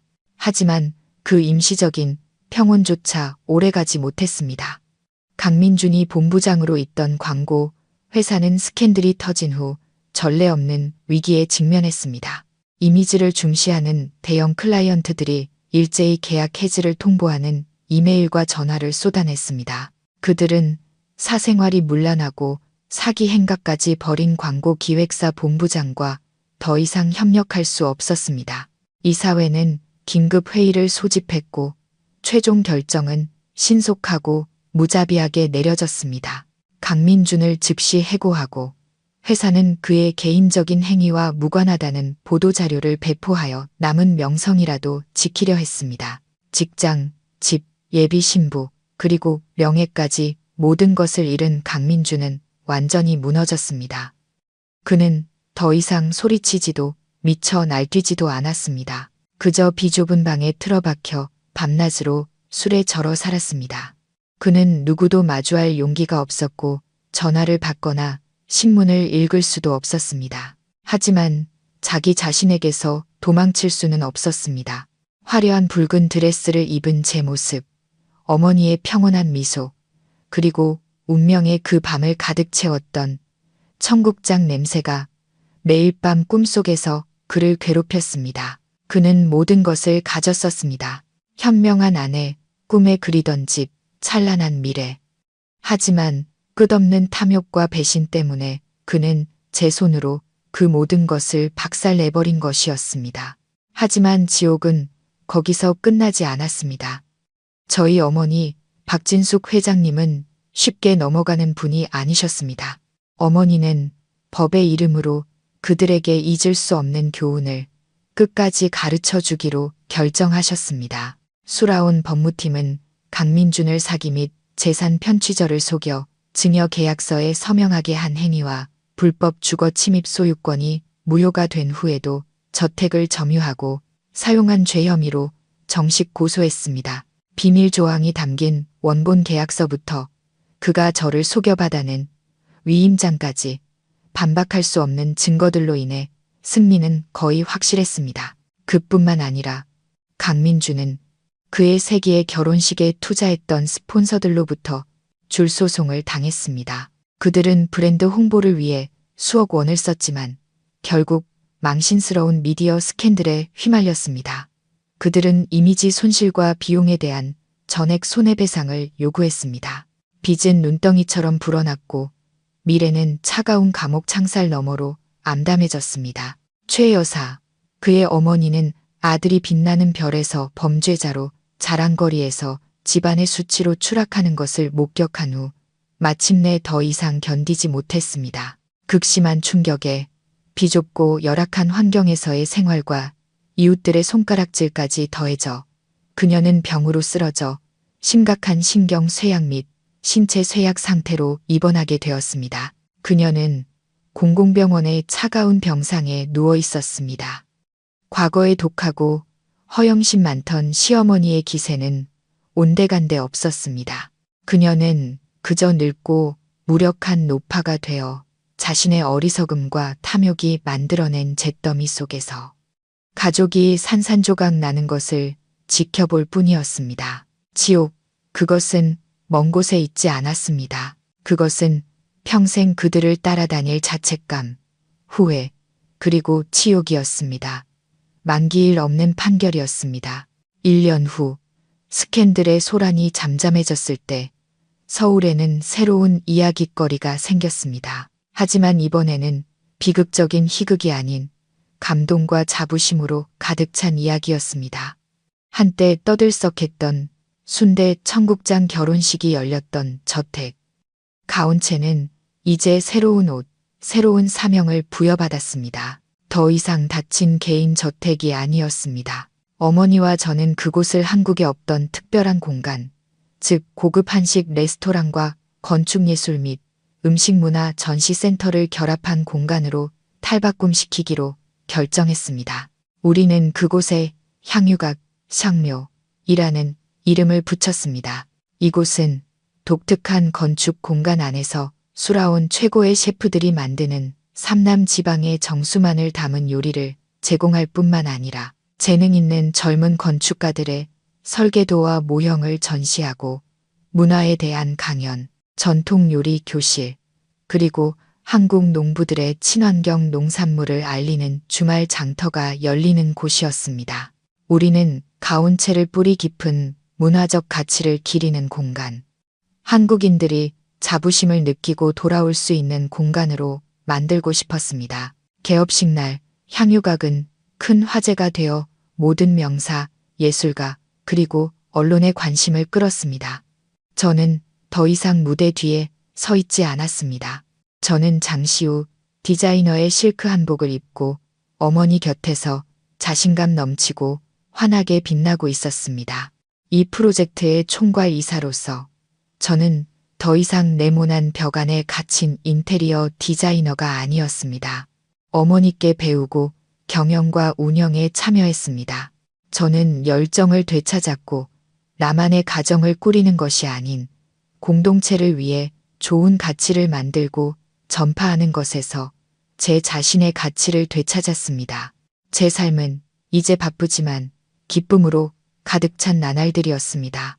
저는 이래서 손님들의 만족스러운 미소에서 문화를 사랑하는 젊은이들의 존경 어린 눈빛에서 행복을 찾았습니다. 저는 제 자신을 되찾았습니다. 과거보다 더 강하고 완전한 모습으로요. 제게 고통을 주었던 자들의 운명 역시 그들이 받아 마땅한 결말을 맞았습니다. 그들 자신의 그릇된 선택이 있어 내려간 비극적인 결말이었습니다. 강민주는 반박할 수 없는 사기 혐의 증거로 징역 3년형을 선고받았습니다. 하지만 그게 다가 아니었습니다. 스폰서와 관계자들에게 갚아야 할 막대한 손해배상금으로 그와 그의 가족은 완전히 파산했습니다. 출소 후 그에게는 아무것도 남지 않았습니다. 예전 회사는 그를 외면했고 친구들은 그를 멀리했으며 강민준이라는 이름은 광고계의 오점이 되었습니다. 어떤 회사도 그를 받아주지 않았습니다. 그는 생계를 위해 배달 라이더부터 허름한 선술집 서빙까지 온갖 마기를 해야 했습니다. 얄되게도 그 선술집은 그가 한때 경멸했던 바로 그 음식들을 파는 곳이었습니다. 가끔 사람들은 피곤한 하루 일을 마친 그가 길모퉁이에 홀로 앉아 향유각의 찬란한 불빛이 빛나는 먼 곳을 텅 빈 눈으로 바라보는 모습을 목격하곤 했습니다. 아마 그 순간 그는 후회하고 있었을 겁니다. 자신을 온 마음으로 사랑했던 아내를 손에 굼 수 있었던 인생 역전의 기회를 자신의 탐욕과 배신으로 걷어차 버린 것을 후회했겠죠. 하지만 모든 것은 너무 늦었습니다. 후회는 이제 그의 평생을 함께할 충실한 동반자가 되었을 뿐입니다. 최 여사는 오랜 입원 끝에 퇴원했지만 극심한 충격으로 10년은 더 늙어 보였고 건강도 쇠약해졌습니다. 그녀는 비좁은 아파트에서 자책과 수치심 속에서 여생을 보내야 했습니다. 그녀는 더 이상 밖으로 나가지도 누구를 만나지도 못했습니다. 그녀의 자부심과 허영심은 귀한 아들의 몰락과 함께 영원히 묻혔습니다. 매일 그녀는 자신의 모진 성격과 탐욕이 온 가족을 비극으로 몰아넣었다는 현실과 마주해야 했습니다. 그것은 육체적 고통보다 더한 정신적 고문이었습니다. 그 가족은 자신들의 잘못된 선택에 대해 너무나도 비싼 대가를 치렀습니다. 그들은 한때 높은 곳에서 저를 내려다봤지만 결국 사회의 가장 밑바닥으로 추락한 것은 바로 그들이었습니다. 어느 날 오후 향유각 정원에서 연못에 핀 연꽃을 보고 있을 때 어머니가 다가와 저를 안아주셨습니다. 아직도 그들이 밉니? 어머니가 조용히 물으셨습니다. 저는 고개를 저으며 미소 지었습니다. 아니요, 엄마. 더는 밉지 않아요. 오히려 감사해야죠. 그들의 배신이 없었다면 저는 아마 제 안의 진짜 힘을 깨닫지 못했을 거고 이렇게 의미 있는 삶을 살지도 못했을 거예요. 그렇습니다. 때로 우리 눈앞에서 쾅 닫히는 문은 끝을 위한 것이 아니라 더 넓고 좋은 새로운 길을 열어주기 위한 것일 때가 있습니다. 그리고 저는 저만의 길을 찾았습니다. 자존감과 노력, 그리고 위대한 어머니의 사랑으로 만들어진 길을요. 저는 진정으로 다시 태어났습니다. 시청자 여러분, 이것으로 가온체 저택에서 벌어졌던 희비극의 마지막 막이 공식적으로 내렸습니다. 서연 씨가 자신의 심혈이 담긴 집에서 쫓겨나는 굴욕의 나락에서부터 정의가 이보다 더 통쾌할 수 없게 실현되는 만족의 절정까지 우리는 긴 여정을 함께 했습니다. 마지막 글자가 멈추고 이야기의 배경음악이 잦아들 때 아마 우리 각자의 마음속에는 복잡하고 깊은 감정들이 교차하고 있을 겁니다. 어떤 분은 그 가족이 맞이한 씁쓸한 결말에 속 시원함을 느끼셨을 겁니다. 인생에서 인과응보의 법칙은 공평하니까요. 뿌린 대로 거두는 것은 변치 않는 진리입니다. 어떤 분은 딸을 지키기 위해 자신의 재능을 사용한 어머니 박 회장님의 지혜와 날카로움, 그리고 명인다운 연출에 감탄하셨을 겁니다. 그리고 분명 우리 모두는 서연 씨의 탈바꿈에 가슴 벅찬 감동과 자부심을 느꼈을 겁니다. 눈물을 다이아몬드로, 고통을 힘으로 바꾼 한 여성의 이야기였으니까요. 하지만 아마도 이런 일시적인 감정들보다 더 깊은 곳에서 이 이야기는 우리 사회와 삶의 어두운 구석을 비추는 거대한 거울이자 느리게 재생되는 필름과도 같았을 겁니다. 이 이야기는 인간의 가치, 행복의 진정한 본질, 그리고 우리가 어떻게 온전하고 자존감 있는 삶을 살아갈 것인가에 대한 깊고 통찰력 있는 교훈을 남깁니다. 첫 번째이자 가장 가슴 아픈 교훈은 현대사회의 가치 척도가 가진 허상입니다. 그 가족, 특히 강민준과 최 여사를 다시 한번 돌아봅시다. 왜 그들은 서연 씨에게 그토록 잔인하게 굴었을까요? 왜 3년의 세월을 짓밟을 준비가 되어 있었을까요? 답은 그들이 세상을 바라보는 잣대에 있습니다. 그들에게 한 사람, 특히 한 여성의 가치는 인격이나 희생, 내재된 재능에 있지 않았습니다. 그것은 가문이 격에 맞는가, 직업이 내세울 만한가, 외모가 SNS에 자랑할 만큼 화려한가와 같은 겉으로 보이는 것들에 있었습니다. 그들은 평범한 가정에서 자란 소박하고 온화한 며느리 서연 씨를 보고 그녀에게 싸구려라는 꼬리표를 붙였습니다. 수십만 팔로워를 거느리고 항상 명품을 걸치는 인플루언서 김유라를 보고는 성급하게 그녀에게 고급이라는 꼬리표를 달았습니다. 그들은 치명적인 실수를 저질렀습니다. 가치와 가격을 혼동한 것입니다. 물건은 돈으로 가격을 매길 수 있지만 사람의 가치는 그럴 수 없다는 것을 이해하지 못했습니다. 이 이야기는 우리 모두에게 날카로운 경고를 보냅니다. 바쁜 일상 속에서 우리 역시 때때로 그런 잘못된 잣대로 타인을 판단하고 있지는 않은가요? 우리는 그들이 타는 차, 사는 집, 사용하는 휴대폰으로 사람을 평가합니다. SNS 속 화려한 모습에 감탄하면서 잘 보정된 사진 뒤에는 텅 빈 영혼이 있을 수 있다는 사실을 잊어버립니다. 평범한 노동자, 조용한 삶을 사는 사람들을 무시하면서 그들 안에 황금 같은 마음과 뛰어난 지혜가 있을 수 있다는 것을 알지 못합니다. 그 가족은 서연 씨라는 다이아몬드 원석을 손에 쥐고 있었습니다. 하지만 그들의 눈은 반짝이는 가짜 보석에만 익숙해져 있었기에 그 원석의 가치를 알아보지 못하고 무참히 버렸습니다. 그리고 그 다이아몬드가 마침내 세공되어 눈부시게 빛날 때 비로소 자신들이 얼마나 어리석었는지를 깨달았습니다. 사회의 헛된 가치에 눈이 멀지 마십시오. 더 깊이 한 사람의 인격과 선함, 노력과 핵심 가치를 들여다보는 법을 배우십시오. 그것만이 시간과 함께 영원히 남는 진짜 황금이며 어떤 폭풍우에도 휩쓸려가지 않는 가장 귀한 자산이니까요. 두 번째 교훈은 고통스럽지만 반드시 필요한 침묵과 선함의 한계에 대한 것입니다. 이야기 속에서 강민주는 직접 가장 모진 말을 내뱉은 사람은 아니었습니다. 하지만 그의 침묵, 그의 방관이야말로 아내의 사랑과 믿음을 죽인 치명적인 비수였습니다. 그의 어머니가 서연 씨를 모욕할 때마다 그는 외면을 선택했습니다. 그녀가 기댈 어깨가 필요할 때마다 그는 도망치기를 선택했습니다. 그의 침묵은 금이 아니었습니다. 독이었습니다. 악에 대한 동조였고 잘못된 행동에 대한 암묵적인 승인이었습니다. 그것은 욕설보다 더 잔인했습니다. 우리가 가장 사랑하고 신뢰하는 사람, 우리를 지켜줄 방패가 되어주리라 기대했던 사람에게서 온 것이기 때문입니다.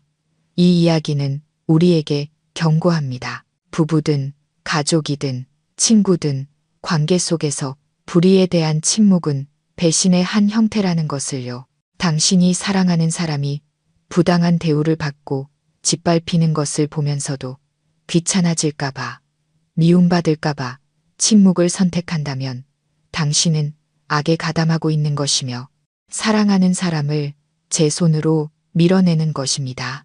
침묵이 안전하다고 생각하지 마십시오. 때로는 시의적절한 변호의 한마디, 재빠른 보호의 행동이 수만 마디의 공허한 사랑 고백보다 더 가치 있을 수 있습니다. 정의를 위해, 당신이 소중히 여기는 사람들을 위해 용감하게 목소리를 내십시오. 그렇지 않으면 언젠가 당신의 비겁한 침묵이 너무나도 비싼 대가를 치르게 했다는 것을 깨닫게 될 날이 올 것입니다. 돌이킬 수 없는 후회와 상실이라는 대가를 말입니다. 그리고 이를 통해 우리는 선함에 대한 또 다른 교훈을 얻습니다.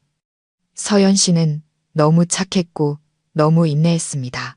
그녀의 선함은 제자리를 찾지 못했고 나약함이 되어 타인이 선을 넘도록 부추겼습니다. 그녀는 자신이 희생하고 참으면 언젠가 그들이 알아줄 것이라고 생각했습니다. 하지만 그녀는 틀렸습니다. 이기적이고 탐욕스러운 자들에게 당신의 인내는 희생이 아니라 어리석음입니다. 당신의 선함은 관용이 아니라 그들이 이용할 약점입니다. 이 이야기는 우리에게 선함은 지혜와 자존감을 동반해야 한다고 가르칩니다. 알아주는 사람에게 베푸는 선함은 친절이지만 소중함을 모르는 자에게 베푸는 선함은 자기 자신에 대한 잔인함입니다. 인내의 한계를 정할 줄 알아야 하고 필요할 땐 아니오라고 말할 줄 알아야 합니다. 당신의 선함은 귀한 선물입니다. 결코 가치 없는 사람들에게 낭비하지 마십시오. 그리고 아마도 우리가 얻을 수 있는 가장 깊고 영감 있는 교훈은 바로 지혜와 준비의 힘일 것입니다. 박 회장님, 모녀의 복수는 분노의 폭발이 아니었습니다. 그것은 치밀하게 계산된 체스 게임이었고 공들여 연출된 연극이었습니다. 현명하고 경험 많은 여성인 박 회장님은 맹목적으로 행동하지 않았습니다. 그녀는 법과 상대방의 오만함을 무기로 삼았습니다. 계약서의 비밀 조항, 더 로얄 키친이 결혼식을 맞게 한 것, 모든 것이 미리 깔아둔 포석이었습니다. 이는 우리에게 교활한 자들과 마주했을 때 분노와 고함은 소용없다는 것을 보여줍니다. 오직 침착함, 지혜, 그리고 철저히 준비된 계획만이 우리를 승리로 이끌 수 있습니다. 화가 났을 때 행동하지 마십시오. 한 걸음 물러나 상황을 분석하고 상대의 약점을 찾아내 결정적인 순간에 일격을 가하십시오.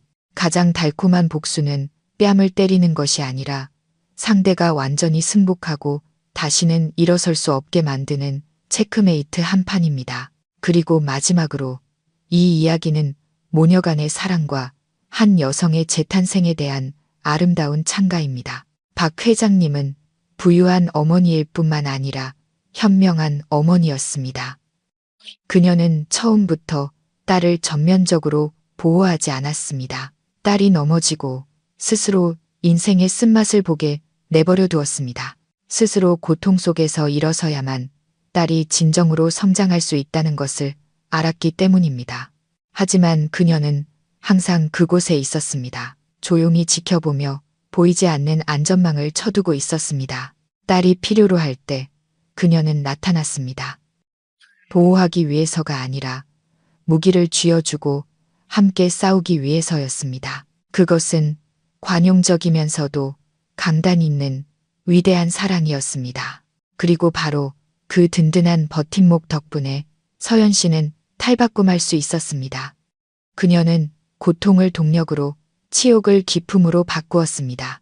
그녀는 결혼이라는 잿더미 위에서 일어섰습니다. 다른 남자에게서 빌려온 행복을 찾기 위해서가 아니라 제 손으로 새로운 행복, 새로운 커리어, 더 눈부시고 의미 있는 새로운 인생을 만들기 위해서였습니다.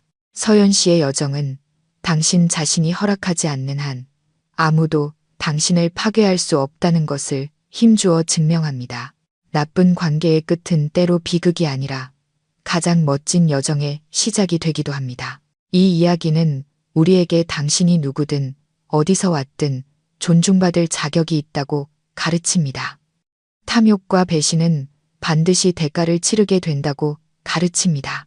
그리고 진정한 행복은 타인의 베푼에서 오는 것이 아니라 스스로 노력하고 당당하며 자기 자신을 사랑하고 소중히 여기는 능력에서 온다고 가르칩니다. 서연 씨처럼 사십시오. 어떤 상황에서도 자존감을 잃지 마십시오. 자신의 가치를 믿고 도전에 용감하게 맞서며 제 손으로 인생의 눈부신 여명을 만들어내십시오. 모든 비가 그친 뒤에는 하늘이 개고 모든 폭풍우 뒤에는 우리를 기다리는 더 맑고 넓은 하늘이 펼쳐져 있을 테니까요. 어느 날 오후 향유각 정원에서 연못에 핀 연꽃을 보고 있을 때 어머니가 다가와 저를 안아주셨습니다. 아직도 그들이 밉니? 어머니가 조용히 물으셨습니다.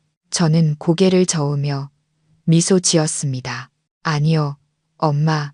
더는 밉지 않아요. 오히려 감사해야죠.